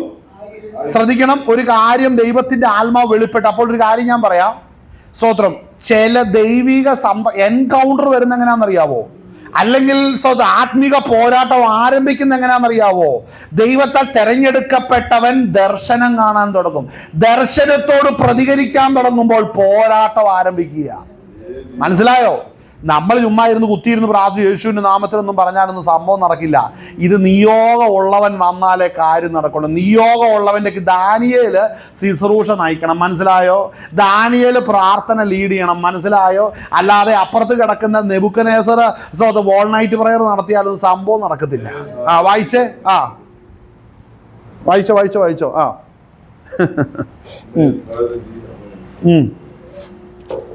വായിക്ക്. പാർസി രാജാവായ കോരെശിന്റെ 3-ാം ആണ്ടിൽ ബേൽശസ്സർ എന്നു പേരുള്ള ദാനിയേലിന് ഒരു കാര്യം വെളിപ്പെട്ടു. ആ കാര്യം ഹല്ലേലൂയ, സ്തോത്രം. അവൻ ആ കാര്യം ചിന്തിച്ചു, ദർശനത്തിനും ഇത് ഇവിടെ എന്താ പറയുക? ശ്രദ്ധ വെച്ചു. അഭിഷേകമുള്ളവൻ വിഷയത്തിൽ ശ്രദ്ധ വെച്ച് കഴിയുമ്പോൾ മനസ്സിലാക്കണം, ഈ ദാനിയേൽ പാർസിയിൽ കിടക്കുക അല്ലേ? അപ്പോൾ ഈ ദാനിയേലിൽ വരുന്ന റിഫ്ലക്ഷൻസ് മോളിൽ ഭയങ്കര പ്രശ്നം ഉണ്ടാക്കുന്നുണ്ട്. ദാനിയേലിൽ വെളിപ്പെടുന്ന ദൈവസാന്നിധ്യം, അവൻ പ്രാർത്ഥിക്കുമ്പോൾ ദൈവരാജ്യം വെളിപ്പെടുമ്പോൾ പാർസി പ്രഭുക്കന്മാർ അതിൻ്റെ മേൽ വാണുകൊണ്ടിരിക്കുന്ന വൈശാചിക മണ്ഡലങ്ങൾ നോക്കുമ്പോൾ അവർക്ക് കീഴ്പ്പെടാത്ത ഒരുവൻ താഴെ ഇരുന്ന് അതിൽ അത്യുന്നതനാകുന്ന ദൈവത്തിന്റെ സാന്നിധ്യം ആഗ്രഹിക്കുകയാണ്. നക്ഷത്ര മണ്ഡലത്തിൽ ഇരിക്കുന്ന ശക്തികൾ അവിടെ നോക്കുമ്പോൾ അത്യുന്നതനാകുന്ന ദൈവസന്നിധിയിൽ നിന്ന്, ദൈവസിംഹാസനത്തിൽ നിന്ന് ദൈവരാജ്യം ഇതാ പാർസി രാജ്യത്തിന്റെ മീതെ വെളിപ്പെടുകയാണ്. പിടികിട്ടിയോ? അത് വെളിപ്പെട്ട് കഴിയുമ്പോൾ ആത്മാവിൽ അതിനോട് പ്രതികരിച്ചു തുടങ്ങുമ്പോൾ ദൈവപ്രവൃത്തി വെളിപ്പെടുകയാണ്. പ്രാർത്ഥനയുടെ ലെവലുകൾ മാറുമ്പോൾ മോളിൽ ഇരിക്കുന്നവർക്ക് വേദനിക്കാൻ തുടങ്ങും.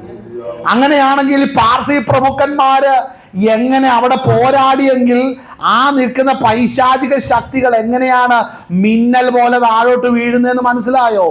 മനസ്സിലാക്കണം. നമ്മളാരും മോളോട്ട് കയറി വാക്കത്തിയും തോട്ടിയായിട്ടല്ല ഇതിനെ കൂടുപോടും.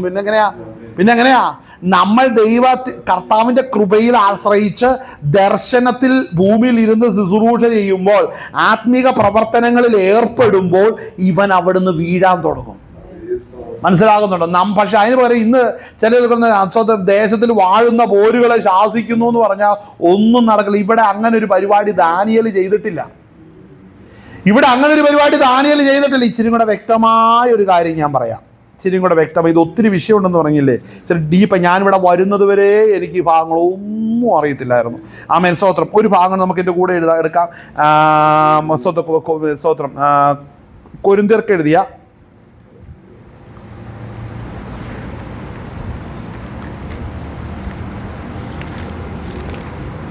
2-ാം ലേഖനമാണെന്ന് തോന്നുന്നു. ഞാനൊരു മറ്റേ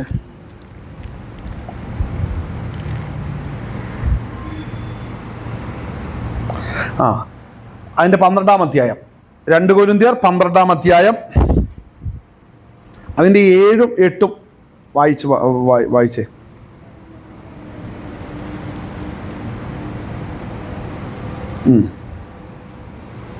വേഗം വായിക്കാം. വെളിപ്പാടുകളുടെ ആധിക്യത്താൽ ഞാൻ അതിയായി മികച്ചു പോകാതിരിക്കുവാൻ എനിക്ക് ദൈവത്തിൽ ഒരു ശൂലം എവിടെ എനിക്ക് ജഡത്തിൽ ഒരു ശൂലം തന്നിരിക്കുന്നു.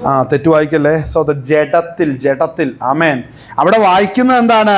വെളിപ്പാടുകളുടെ ആധിക്യത്തിൽ ഞാൻ അതിയായി നിഗളിച്ചു പോകാതിരിക്കേണ്ടതിന് എനിക്ക് ജഡത്തിൽ ഒരു ശൂലം തന്നിരിക്കുന്നു. ഞാൻ നിഗളിച്ചു പോകാതിരിക്കേണ്ടതിന് എന്നെ കുത്തുവാൻ സാത്താന്റെ ദൂതനെ തന്നെ. ആമേൻ. ദാനിയേൽ പ്രവാചകൻ കർത്താവിന് പ്രിയപുരുഷനായിരുന്നു. അവിടെ എന്തായിരുന്നു ശൂലം? അവിടെ പ്രവാസമായിരുന്നു ശൂലം. കർത്താവിന്റെ അപ്പോസ്തലനായ പൗലോസ് ഇവിടെ ഇരിക്കുക. പൗലോസിന്റെ ജീവിതത്തിൽ ശൂലം എന്താ? രോഗമായിരുന്നു. മനസ്സിലായോ?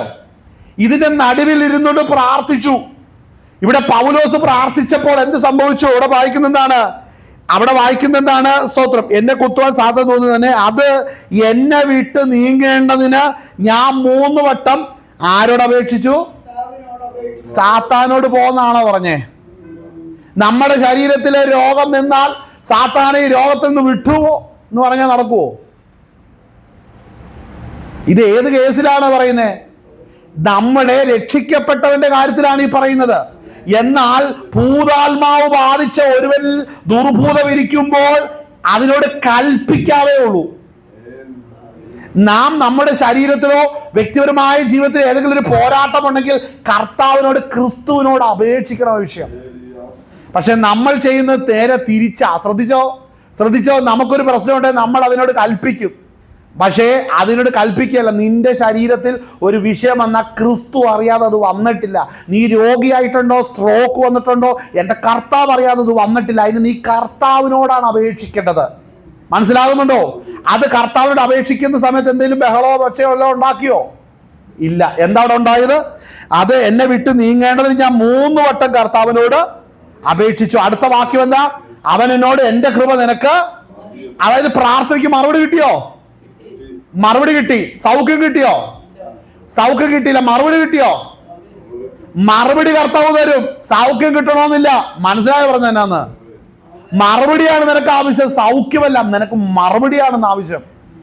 ഈ വിഷയത്തിൽ എൻ്റെ കർത്താവിന്റെ സ്റ്റേറ്റ്മെന്റ് എന്താണ്, എൻ്റെ കർത്താവിന്റെ നിലപാട് എന്താണെന്നാണ് നീ അറിയേണ്ടതുള്ളൂ. എന്നാൽ ഇന്ന് അറിയുന്നത് അങ്ങനെയല്ല. കർത്താവിന്റെ നിലപാടറിയാതെ ആ രോഗത്തോടെ ശാസിക്കുന്ന സഭകളും പാസ്റ്റർമാരുമാണ് നമ്മൾ ഇന്ന് കണ്ടുകൊണ്ടിരിക്കുന്നത്. മനസ്സിലായോ?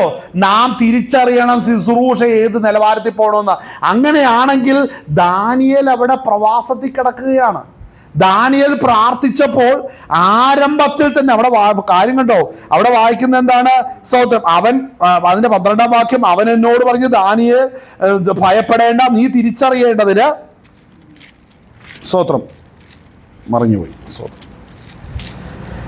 നീ തിരിച്ചറിയേണ്ടതിന് ദൈവത്തിന് തിരിച്ചറിയേണ്ടതിന് നിന്റെ ദൈവത്തിന്റെ മുമ്പാകെ നിന്നെ തന്നെ താഴ്ത്തേണ്ടതിന് മനസ്സ് വെച്ച ആദ്യ ദിവസം മുതൽ നിന്റെ വാക്ക് കേട്ടിരിക്കുന്നു. നിന്റെ വാക്ക് ഹേതുവായി തന്നെ ഞാൻ വന്നിരിക്കുന്നു. കണ്ടോ? അപ്പൊ ആദ്യ ദിനത്തിൽ തന്നെ മറുപടി ലഭിച്ചു അല്ലേ? അതിനു വേണ്ടി വന്നു. അപ്പൊ എന്താ? പാർസി രാജ്യത്തിന്റെ പ്രഭു 21 ദിവസം എന്നോട് എതിർത്തു നിന്നു. എങ്കിലും പ്രധാന പ്രഭുക്കന്മാരിൽ ഒരുത്തനായ മീഖായേൽ എന്നെ സഹായിക്കുവാൻ വന്നു. അതായത് ദൂതന്മാരുടെ ഡ്യൂട്ടി എന്നാണെന്നറിയാവോ? ദൂതന്മാരുടെ ഡ്യൂട്ടി ദണ്ടുപോലെ ഉള്ള ദണ്ടെടുത്ത് സാത്താന്റെ തലക്കടിക്കണം, വാളൂരി വെട്ടണം, കുന്തവെറിഞ്ഞ് അവന്റെ വഴി തടയണം. ഇതൊക്കെ ആരാ ചെയ്യുന്നത്? ദൈവത്തിന്റെ ദൂതനാ ചെയ്യുന്നു. നമ്മൾ ഇതിന് പോകരുത്. നമ്മളിതിന് നമ്മുടെ പ്രാർത്ഥന കർത്താവേ നീ ഇങ്ങനെ, അങ്ങനെയൊന്നും നടക്കൂല. അങ്ങനെയൊന്നും നടക്കൂല. നീ ചെയ്യേണ്ടത് എന്താണെന്നറിയാവോ? ദർശനം പ്രാപിച്ച് ദർശനത്തിനായിട്ട് കാത്തിരിക്കണം. ദർശനത്തിനായിട്ട് കാത്തിരിക്കുമ്പോൾ ബാക്കിയെല്ലാം ദൈവം ചെയ്യും. നീ ദർശനം പ്രാപിച്ചതാണെ പോരാട്ടം പുറകെ വന്നോളൂ. നീ ഒരിടത്തും പോകണ്ട. ദർശനത്താലാണ് ഈ സഭ നിൽക്കുന്നെങ്കിൽ പോരാട്ടം തന്നെ വന്നോളൂ. ഒന്നും ചെയ്യണ്ട. നമ്മളിവിടെ കയ്യും കഴുകിയിരുന്ന മതി. പോരാട്ടം രാവിലെ കുളിച്ചൊരുങ്ങി ഇവിടെ വന്ന് നമുക്ക് നേരെ നിന്നോളൂ. പിടികിട്ടിയോ? കാരണം എന്നാ? ദർശനത്തോടുകൂടെ നിൽക്കുന്ന ശുശ്രൂഷകളിൽ മാത്രമാ ദൈവപ്രവൃത്തി വെളിപ്പെടത്തുള്ളൂ. പോരാട്ടമുണ്ട്. 21 ദിവസവും എന്ത് സംഭവിച്ചു? 21 ദിവസം എന്ത് സംഭവിച്ചു? ഹല്ലേലൂയ. പാർസി പ്രഭു വായിച്ചേ. നിങ്ങൾ ഇവിടെ ഇല്ലേ? എന്ത് പറ്റി? പോയോ പാർസിയുടെ പുറകെ? രാജ്യത്തിന്റെ പ്രഭു 21 ദിവസം എന്നോട് എതിർത്തു നിന്നു. എങ്കിലും പ്രധാന പ്രഭുക്കന്മാരിൽ ഒരുത്തനായി. അപ്പൊ ശ്രദ്ധിക്കണം കേട്ടോ. നിന്റെ പാർസി പ്രഭുക്കന്മാര് പോരാടുമ്പോൾ പാർസി പ്രഭുക്കന്മാരുടെ സ്റ്റാൻഡേർഡ് നമ്മൾ തിരിച്ചറിയണം. ആ സ്റ്റാൻഡിനോട് ഫൈറ്റ് ചെയ്യാൻ ഒത്തിരി സൈന്യഗണങ്ങൾ സ്വർഗത്തിലുണ്ട്. എന്നാൽ അതിന്റെ പ്രധാന പ്രഭുവായ മീഖായേലിനെ വിട്ടു. കാരണം എന്നാണെന്നറിയാവോ? പ്രിയപുരുഷനായ ദാനിയേലിന്റെ വിഷയത്തിൽ സെലക്റ്റീവായ വ്യക്തികൾ സ്വർഗത്തിൽ നിന്ന് ഇടപെടണം എന്നുള്ളത് സ്വർഗത്തിലെ ദൈവത്തിന്റെ പദ്ധതിയാ. നിന്റെ സ്റ്റാൻഡേർഡ് നിർണയിക്കുന്നത് ഭൂമിയിലല്ല. നിന്റെ സ്റ്റാൻഡേർഡ് നിർണയിക്കുന്നത് നിനക്ക് വേണ്ടി ഇറങ്ങുന്ന സ്വർഗത്തിലെ ദൂതഗണങ്ങളുടെ സ്റ്റാൻഡേർഡാണ്. മനസ്സിലായോ? ഹല്ലേലൂയ. നിന്റെ സ്വന്തം ജീവിതത്തിൽ എന്തെങ്കിലും ഡിഫറൻ്റ് ആയ ലൈഫിലൂടെയാണ് ദാനിയേൽ നീ പോകുന്നതെങ്കിൽ, നിന്റെ കൈകാലുകളിൽ ചങ്ങലയുണ്ടോ, നിന്റെ വഴികൾക്ക് നിരോധനമുണ്ടോ, നിന്റെ ശുശ്രൂഷയ്ക്ക് തടസ്സമുണ്ടോ, നിന്നെ എങ്ങനെ സ്വന്തം പാർസി രാജ്യം കാണുന്നു, നെബൂഖദ്നേസർ എങ്ങനെ കാണുന്നു, ബാബിലോൺ എങ്ങനെ നിന്നെ കാണുന്നു എന്നുള്ളത് എന്റെ ദൈവത്തിന് ഒരു പ്രശ്നമേ അല്ല. അല്ലേ? പ്രശ്നമേ അല്ല. വായിച്ച ആ ഭാഗം വായിച്ചു തീർത്താം. എങ്കിലും പ്രധാന പ്രഭുക്കന്മാരിൽ ഒരുത്തനായ മീഖായേൽ എന്നെ സഹായിക്കുവാൻ വന്നു. അവനെ ഞാൻ പാർസി രാജാക്കന്മാരോട് കൂടെ അവിടെ വിട്ടു. ശ്രദ്ധിക്കണം. അപ്പോ ശ്രദ്ധിക്കണം. ആദ്യം കർത്താവിന്റെ ദൂതനാകുന്ന ഗബ്രിയേൽ ദൂതുവാഹിയായിട്ട് വന്നല്ലേ? ഗബ്രിയേൽ അവിടെ വന്നു നിന്നു. അപ്പോൾ ഈ പോരാടി നിൽക്കുന്ന പാർസി പ്രഭുക്കന്മാര് അവരുടെ ആയുധ ബാഹുല്യത്തോടുകൂടെ സ്വന്തം പാർസി രാജ്യം ഈ ശക്തിക്ക് കീഴ്പ്പെട്ടിരിക്കുവാൻ വേണ്ടി ദൈവിക സാന്നിധ്യത്തിന് നേരെ യുദ്ധം ചെയ്യുകയാണ്. അപ്പോൾ സ്വന്തം അവർക്ക് പ്രൊട്ടക്ഷൻ ആയിട്ട് വന്ന മീഖായേൽ അവിടെ വരുമ്പോൾ മീഖായേലിനെ ഏൽപ്പിച്ചിട്ട് സ്വന്തം ആരവിടുന്ന് പോരുകയാണ്? സ്വന്തം ഈ പ്രധാന ദൂതനാകുന്ന ഗബ്രിയേൽ ആരുടെ അടുക്കൽ വരികയാണ്? സ്തോത്രം. ഈ പറഞ്ഞ സ്തോത്രം ദാനിയേലിന്റെ അടുക്കൽ വരികയാണ്. അപ്പോൾ ഒരു കാര്യം മനസ്സിലാക്കണം. സ്വർഗത്തിൽ നടക്കുന്ന യുദ്ധത്തിന്റെ അവസ്ഥ നിങ്ങളും ശ്രദ്ധിച്ചേ. ഈ സകല ശക്തികളെ ആദ്യം ഒരുമിച്ച് കൂട്ടി, ഏതൊക്കെയുണ്ടോ അതിനെല്ലാം കൂട്ടി ഇനി ദാനിയേലിന് വെളിപ്പെടുത്തുവാൻ പോകുന്ന ദൂത് വെളിപ്പെടുത്തുമ്പോൾ ഒരു തടസ്സവും രേഖപ്പെടുത്താത്ത രീതിയിലാണ് സ്വർഗത്തിൽ കാര്യങ്ങൾ ക്രമീകരിച്ച് മീഖായേലിനെ ഏൽപ്പിച്ചിട്ട് ദൂതൻ ഇവിടെ വരുന്നത്. മനസ്സിലാകുന്നുണ്ടോ? ഈ പ്ലാൻ നമ്മൾ മനസ്സിലാക്കണം. അങ്ങനെയാണെങ്കിൽ ദാനിയേൽ കഷ്ടതയിലും കണ്ണുനീരിലും ഒരു ദേശത്തിലായിരുന്നപ്പോൾ അവന്റെ ജീവിതത്തിന്റെ എല്ലാ പ്രോസസ്സും സ്വർഗം നല്ലതുപോലെ കണ്ടിരുന്നു. മനസ്സിലാക്കണം. അപ്പോൾ നാം അതുകൊണ്ടാണ് ബലവാനെ പിടിച്ചു കെട്ടണം. ബലവാനെ പിടിച്ചു കെട്ടുന്നത് നമ്മളാരുമല്ല. എന്നാൽ നാം ദർശനത്തിൽ നിൽക്കുമ്പോൾ ബലവാൻ പിടിക്കപ്പെടും, ബലവാൻ ബന്ധിക്കപ്പെടും, ബലവാൻ കീഴടങ്ങപ്പെടും. അത് ദൈവത്തിന്റെ ശക്തിയാലാണ്, നമ്മുടെ ശക്തിയാൽ സാധിക്കത്തില്ല. നമുക്ക് ദൈവസന്നിധിയിൽ സ്തോത്രം ഹല്ലേലൂയ ദാനിയേലിനെ പോലെ ദർശനത്തിൽ ശ്രദ്ധ വെക്കാനേ കഴിയത്തുള്ളൂ. അപ്പോൾ ഒരു കാര്യം മനസ്സിലാക്കാം. നീ ദർശനത്തിൽ ശ്രദ്ധ വെക്കുമ്പോൾ ഹല്ലേലൂയ ദൈവപ്രവൃത്തി വെളിപ്പെട്ടു തുടങ്ങും. ആമേൻ. ഹല്ലേലൂയ. നമുക്ക് മടങ്ങി വരാം. ആ ഭാഗം നമ്മൾക്ക് വായിച്ച് നമുക്ക് അവസാനിപ്പിക്കാം. ദൈവപ്രവൃത്തി. അതുകൊണ്ട് നമ്മൾ ഇതിന്റെ കൂടെ നമ്മൾ വായിച്ചല്ലോ. 70 പേര് മടങ്ങി വന്നപ്പോൾ സാത്താൻ മിന്നൽ പോലെ ആകാശത്ത് വീഴുന്നത് കണ്ടു, അല്ലേ? അപ്പോൾ മനസ്സിൽ ദൈവരാജ്യം വെളിപ്പെടുമ്പോൾ എന്താണ് അവിടെ നടക്കുന്നത് നമ്മൾ അവിടെ തിരിച്ചറിഞ്ഞുണ്ട്. ദൈവത്തിന്റെ പ്രസൻസ് അവിടെ വെളിപ്പെടുമ്പോൾ, ദൈവാത്മാവിന്റെ പ്രവർത്തനം അവിടെ വെളിപ്പെടുമ്പോൾ സാത്താന്യ ശക്തികൾ മിന്നൽ പോലെ വീണു പോവുകയാണ്. ഭൂമിയിൽ ആ ശിശു ദർശനം വെക്കുന്ന എവിടെയാണെന്നറിയാവോ? ദർശനം ഭൂമിയിലാണ്. ദർശനം വെളിപ്പെടേണ്ടത് ഈ ഭൂപരപ്പിലാണ്. ഇവിടെ ദർശനം വെളിപ്പെട്ട് ഭൂപരപ്പിൽ ശുശ്രൂഷ വെളിപ്പെടുമ്പോൾ സാത്താൻ അവിടെ തകർക്കപ്പെട്ടുകൊണ്ടിരിക്കുകയാണ്. അവൻ അവിടെ വേദനിക്കാൻ തുടങ്ങും എന്നാണ് ദൈവത്തിന്റെ വചനം പറയുന്നത്, അല്ലേ? ഹല്ലേലൂയ. അങ്ങനെയെങ്കിൽ മറ്റൊരു ഭാഗം കൊണ്ട് നമുക്ക് വായിച്ചു നിർത്താം. നമ്മൾ ഈ വായിച്ച 70 പേരുടെ കാര്യം വായിച്ച് കഴിഞ്ഞ അതിന് തൊട്ട് 9 ദിവസം മറ്റൊരു ഭാഗം കൂടെ വായിച്ച് നമുക്ക് നിർത്താം. നമ്മൾ വായിച്ച 8-ാം അധ്യായം ഗദരദേശത്തേക്ക് വരുമ്പോൾ അവിടെ ഒരു കാര്യം മനസ്സിലാക്കണം. അവിടെ ഈ പൈശാചിക ശക്തി ഒരു വ്യക്തിയെ ബന്ധിച്ചു കഴിഞ്ഞാൽ എന്തൊക്കെ സംഭവിക്കും? അവന്റെ 8:28 അവൻ യേശുവിനെ കണ്ടിട്ട് നിലവിളിച്ചു, അവനെ നമസ്കരിച്ചു. യേശുവേ, മഹോന്നതനായ ദൈവത്തിന്റെ പുത്ര, എനിക്കും നിനക്കും തമ്മിൽ എന്ത്? എന്നെ ഉപദ്രവിക്കരുത്. എന്ത് സംഭവിച്ചു അവിടെ? ഞാൻ ചോദിക്കട്ടെ, എന്ത് സംഭവിച്ചു? ദൈവത്തിന്റെ പ്രസൻസ് വെളിപ്പെട്ടപ്പോൾ എന്ത് സംഭവിച്ചു? അതായത് ദൈവരാജ്യം വെളിപ്പെട്ടപ്പോൾ ഈ പൈശാചിക ശക്തിയുടെ കണക്ഷൻ നഷ്ടപ്പെട്ടു പോയി. സാത്താന്യ ശക്തിയുടെ ചാനല് ദുർഭൂത ശക്തിയിൽ നിന്നും ഡിസ്കണക്റ്റ് ആയി. അപ്പോഴാണ് ഭൂതാത്മാക്കൾ കർത്താവിന് മഹത്വം കൊടുക്കുന്നത്. ശ്രദ്ധിച്ചോ? സാത്താന്യ ശക്തി അതുവരെ എന്നാ ചെയ്തോണ്ടിരുന്നേ? ഇത് കേൾക്ക്, കർത്താവ് വരുന്നത് വരെ എന്താ ചെയ്തോണ്ടിരുന്നത്? അടുത്തത് അവൻ 29-ാം വാക്യം, അവൻ അശുദ്ധാത്മാവിനോട് ആ മനുഷ്യന് വിട്ടുപോകുവാൻ കൽപ്പിച്ചിരുന്നു. കണ്ടോ? അവിടെ പിശാചിനോട് കൽപ്പിക്കാവേ ഉള്ളൂ, അവിടെ പ്രാർത്ഥിക്കേണ്ട കാര്യമില്ല. മനസ്സിലാവുന്നുണ്ടോ? നാം വിശുദ്ധന്മാരുടെ വ്യക്തിപരമായ വിഷയങ്ങൾക്ക് ക്രിസ്തുവിനോട് പ്രാർത്ഥിക്കുകയും പൈശാചിക ശക്തി ബാധിച്ചിരിക്കുന്ന മനുഷ്യനെ കാണുമ്പോൾ അതിനെ ശാസിക്കുകയാണ് ചെയ്യേണ്ടത്. മനസ്സിലാവുന്നുണ്ടോ? അടുത്ത ആ കാര്യം ശ്രദ്ധിക്കണം. സ്തോത്രം. അവയെ ചങ്ങല കൊണ്ടും, അതിന്റെ 29-ാം വാക്യം, അശുദ്ധാത്മാവിനോട് ആ മനുഷ്യന് വിട്ടുപോകാൻ കൽപ്പിച്ചിരുന്നു. അത് വളരെ കാലമായി അവനെ ബാധിച്ചിരുന്നു. അവനെ ചങ്ങലയും വിലങ്ങുമിട്ട് ബന്ധിച്ച് സൂക്ഷിച്ചിരുന്നിട്ടും അവൻ ബന്ധനങ്ങളെ തകർക്കുകയും ഭൂതം അവനെ കാടുകളിലേക്ക് ഓടിക്കുകയും ചെയ്യും. ആ വാക്യം കണ്ടോ? 8-ാം അധ്യായം, ലൂക്കോസ് സുവിശേഷം 8-ാം അധ്യായം അതിന്റെ 29 മുതൽ വാക്യമാണ് ഞാൻ വായിക്കുന്നത്. സ്തോത്രം. അപ്പോൾ അടുത്ത് ശ്രദ്ധിക്കണം. യേശു അവനോട് നിന്റെ പേരെന്തോ എന്ന് ചോദിച്ചു. അവൻ ഭൂതം അവനെ ബാധിച്ചിരുന്നത് കൊണ്ട് ലെഗ്യോൻ എന്ന് അവൻ പറഞ്ഞു. അപ്പൊ ശ്രദ്ധിക്കണം, ഭൂമിയിൽ അനേക ഭൂതാത്മാക്കൾ ഒരു മനുഷ്യനിൽ കുടിയിരുന്നാലും നീയോ ദർശനമുള്ളവൻ കാല് ഗദരദേശത്ത് വെച്ചാൽ അവനും ഇത് ദൈവരാജ്യം വെളിപ്പെടും. ദൈവരാജ്യം വെളിപ്പെട്ട് കഴിഞ്ഞാൽ ദുർഭൂത ശക്തി ഇവർക്ക് മീതെ വെളിപ്പെട്ട് വന്ന് നിൽക്കുന്ന ദൈവരാജ്യത്തിന്റെ അധികാരം കൊണ്ട് ക്രിസ്തുവിന് മഹത്വം കൊടുക്കും. അതുകൊണ്ടാണ് പൗലോസിനെ കണ്ടപ്പോൾ ഇവർ കർത്താവിന്റെ ദാസന്മാർ, സ്വർഗത്തിന്റെ രക്ഷാമാർഗം അറിയിക്കുന്നവർ എന്ന് പറയാൻ കാരണം ഇവരുടെ ചാനൽ കെട്ടുപോയി. മനസ്സിലാകുന്നുണ്ടോ? ആ കണക്ഷൻ കെട്ടുപോയി. അപ്പോഴാണ് സ്തോത്രം അവര് പറയുന്നത്, സ്തോത്രം അവിടെ പറയുന്ന ഒരു കാര്യമുണ്ട്, അവളിലെ ഭൂതത്തെ ശാസിച്ചു. അപ്പോൾ സാത്താനുമായിട്ട് ഭൂതങ്ങളുടെ കണക്ഷൻ വിട്ടുപോകുന്നത് എപ്പോഴാ? ദൈവരാജ്യം വെളിപ്പെടുമ്പോഴാണ്. മനസ്സിലാകുന്നുണ്ടോ? അടുത്ത ഒരു കാര്യം ശ്രദ്ധിക്കണം. ഇവിടെ ആ വായിച്ച വാക്യത്തിന്റെ അകത്ത് നമ്മൾ അടുത്ത വായിച്ച സ്തോത്രം അവിടെ സ്തോത്രം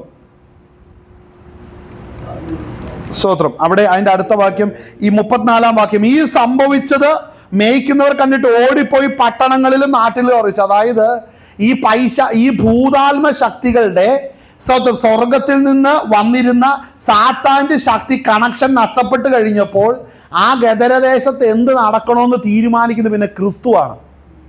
പിടികിട്ടിയോ?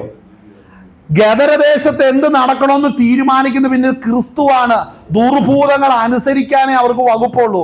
മനസ്സിലാക്കേണ്ട, സാത്താന്റെ ശക്തി കണക്ഷൻ ഡിസ്കണക്ട് ആയാൽ ഈ ഭൂതങ്ങള് വിശുദ്ധന്മാര് പറയുന്നത് അനുസരിക്കും.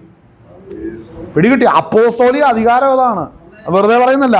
അതുകൊണ്ട് 34-ാം വാക്യം, ഈ സംഭവിച്ചത് മേയ്ക്കുന്നവർ കണ്ടിട്ട് ഓടിപ്പോയി പട്ടണത്തിലും നാട്ടിലും അറിയിച്ചു. സംഭവിച്ചത് കാണുവാൻ അവർ പുറപ്പെട്ടു യേശുവിന്റെ അടുക്കൽ വന്നു. അടുത്ത വാക്യം ശ്രദ്ധിക്കണം. ഭൂതങ്ങൾ വിട്ടുപോയ മനുഷ്യൻ വസ്ത്രം ധരിച്ച് സുബോധം കൊണ്ട് യേശുവിന്റെ കാൽക്കൽ ഇരിക്കുന്നത് കണ്ട് ഭയപ്പെട്ടു. എന്തു മനസ്സിലായി? മനസ്സിലാക്കണം, ദൈവരാജ്യം വെളിപ്പെടുമ്പോഴാണ് സുബോധമില്ലാത്തവന് സുബോധം വരുന്നത്. അതുവരെയും പാപത്തിന്റെ ബന്ധനത്തിൽ കിടക്കുന്നവർക്ക് ഒരിക്കലും ബോധം വരത്തില്ല. അപ്പോൾ നമ്മൾ വായിച്ച് ഇനി സ്വന്തം രണ്ട് ഭാഗങ്ങൾ വായിച്ചു നോക്കാം. നമ്മൾ വായിച്ച കൊലോസ്യ ലേഖനത്തിന്റെ അകത്ത് നമ്മൾ വായിച്ച 2-ാം അധ്യായത്തിന്റെ അതില്ലേ, സ്തോത്രം, ഹല്ലേലൂയ, നമുക്ക് വിരോധവും പ്രതികൂലമായിരുന്ന കൈയെടുത്ത് മായിച്ച് ക്രൂശിൽ തറച്ചു, അല്ലേ? ആ ഭാഗം വായിച്ചേ, സ്തോത്രം. അതിൻ്റെ അകത്ത് ആ വാക്കിന് വേറൊരു വാക്കും കൂടെ വായിച്ച് നമുക്ക് നിർത്താം. നമ്മൾ ആരാണ്? സ്നാനത്താൽ നിങ്ങൾ അവനോടുകൂടെ അടക്കപ്പെടുകയും അവനെ മരിച്ചവരുടെ ഇടയിൽ നിന്ന് ഉയർത്തെഴുന്നേൽപ്പിച്ച ദൈവത്തിന്റെ വ്യാപാര ശക്തിയിലൂടെ വിശ്വാസത്താൽ അവനോടുകൂടെ നിങ്ങളും ഉയർത്തെഴുന്നേൽക്കുകയും ചെയ്തു. മനസ്സിലാകുന്നുണ്ടോ? അപ്പോൾ നമ്മെ ക്രിസ്തുവിന്റെ വ്യാപാര ശക്തിയിൽ നമ്മളെ ഉയർപ്പിച്ചിരിക്കുകയാണ്. ആമേൻ. നമുക്ക് അധികാരം നൽകിയിട്ടുണ്ടെങ്കിൽ നാം ഇവിടെ ശുശ്രൂഷിക്കുമ്പോൾ ദൈവരാജ്യം ഇതിനും ഇത് വെളിപ്പെട്ടിട്ടുണ്ട്. ഒരു ദുർഭൂത ശക്തികൾക്കും നമ്മുടെ മേലെ യാതൊരു അധികാരവും ഇല്ലെന്ന് മനസ്സിലാക്കണം. അങ്ങനെ ഇരിക്കുമ്പോൾ തന്നെ മനസ്സിലാക്കണം, ഗദരദേശത്തെ ഭൂതകർഷനെ ബാധിച്ചതിനുള്ളൊരു കാരണം കൂടെ പറയാം. നമ്മൾ വായിച്ച പത്രോസിന്റെ 1-ാം ലേഖനം 1-ാം അധ്യായം നമ്മൾ വായിച്ച് 1-ന്റെ 4-ാം വാക്യമാണ്, അന്ത്യകാലത്ത് വെളിപ്പെടുവാൻ ഒരുങ്ങിയിരുന്ന രക്ഷയ്ക്കായി വിശ്വാസത്താൽ ദൈവശക്തിയിൽ കാക്കപ്പെടുന്ന നിങ്ങൾക്ക് വേണ്ടി. ദൈവശക്തി എന്നുള്ള വിഷയമാണ് എടുത്തിരുന്നത്. എന്നാൽ മനസ്സിലാക്കണം, നാം ക്രിസ്തുവേശ്വരുടെ അടക്കപ്പെട്ട് കുഞ്ഞാന്റെ രക്തത്താൽ കഴുകപ്പെട്ട് കഴിഞ്ഞപ്പോൾ നമ്മളിൽ നിന്ന് മാറിപ്പോയത് എന്താണെന്നറിയാവോ? എന്താണ് അതിന്റെ സ്തോത്രം? അതിന്റെ 18-ാം വാക്യം വായിക്കുന്ന എന്താണ്?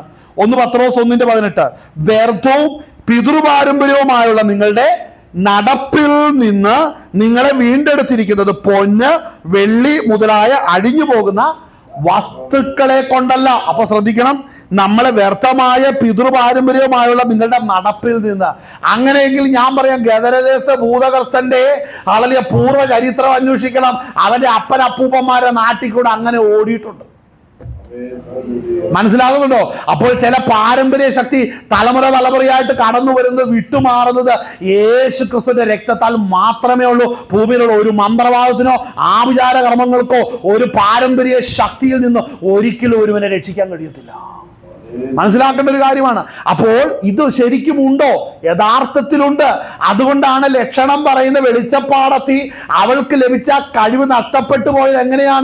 എങ്ങനെയാണ് അത് കിട്ടുന്നത്? അത് കൈവഴിയായി, അല്ലെങ്കിൽ പിതൃക്കളിൽ നിന്ന് കൈവഴിയായി വന്നിരിക്കുന്ന ആ ശക്തിയെ ബാൻ ചെയ്യണമെന്നുണ്ടെങ്കിൽ ബലവാനെ പിടിച്ചു കെട്ടണം. മനസ്സിലാണ്, ഉയരത്തിലെ ശക്തിയാൽ നമ്മൾ ബലവാനെ പിടിച്ചു കെട്ടണം. നാം ക്രിസ്തു സ്നാനമേറ്റ് കർത്താവിനോടുകൂടെ ചേർന്നിരിക്കുന്നതിന്റെ ആധാരങ്ങളെ നമ്മൾ വെളിപ്പെടുത്തുകയും വിശ്വസിക്കുകയും നമ്മുടെ പ്രാർത്ഥന അത് പ്രഖ്യാപിക്കുകയും ചെയ്യണം. അപ്പോൾ ചോദിക്കുന്നൊരു കാര്യമുണ്ട്, എങ്ങനെയാണ് അവനെ പിടിച്ചു കെട്ടുന്നത്? മനസ്സിലാക്കണം, വിളിക്കപ്പെട്ടവൻ ദർശനത്തിന് ശ്രദ്ധ വയ്ക്കുമ്പോൾ നിയോഗങ്ങളിലേക്ക് ദൈവം പ്രവേശിപ്പിക്കും. മനസ്സിലാവുന്നുണ്ടോ? നാനും നിങ്ങളും ശുശ്രൂഷയ്ക്ക് വിളിക്കപ്പെട്ടിട്ടുണ്ടോ? അത് ദൈവിക പദ്ധതിക്ക് വേണ്ടി തെരഞ്ഞെടുക്കപ്പെട്ടിട്ടുണ്ടെങ്കിൽ ആ നിയോഗത്തിലേക്ക് സ്റ്റെപ്പ് വെക്കുമ്പോൾ ദൈവപ്രവൃത്തി അവിടെ വെളിപ്പെടും. അല്ലെങ്കിൽ ഒരിക്കലും മിന്നൽ പോലെ സാത്താൻ വീഴുന്നത് കാണാൻ സാധിക്കത്തില്ല.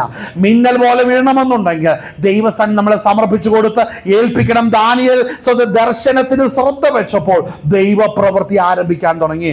നാമും നമ്മളെ വിളിച്ചിരിക്കുന്ന ദർശനത്തിന് ശ്രദ്ധ വയ്ക്കുമ്പോൾ ദൈവപ്രവൃത്തി വെളിപ്പെടുവാൻ തുടങ്ങും. നമുക്ക് കണ്ണുകൾ അടയ്ക്കാം, നമുക്ക് പ്രാർത്ഥിക്കാം. ദൈവസന്നിധിയിൽ ഇന്ന് പകൽ നേരം, ഹല്ലേലൂയ, ഇത്രയും വൈകിയ വേളയിലും നമ്മൾ ഒരുമിച്ച് നമ്മൾ ദൈവസന്നിധിയിലായിരുന്നു.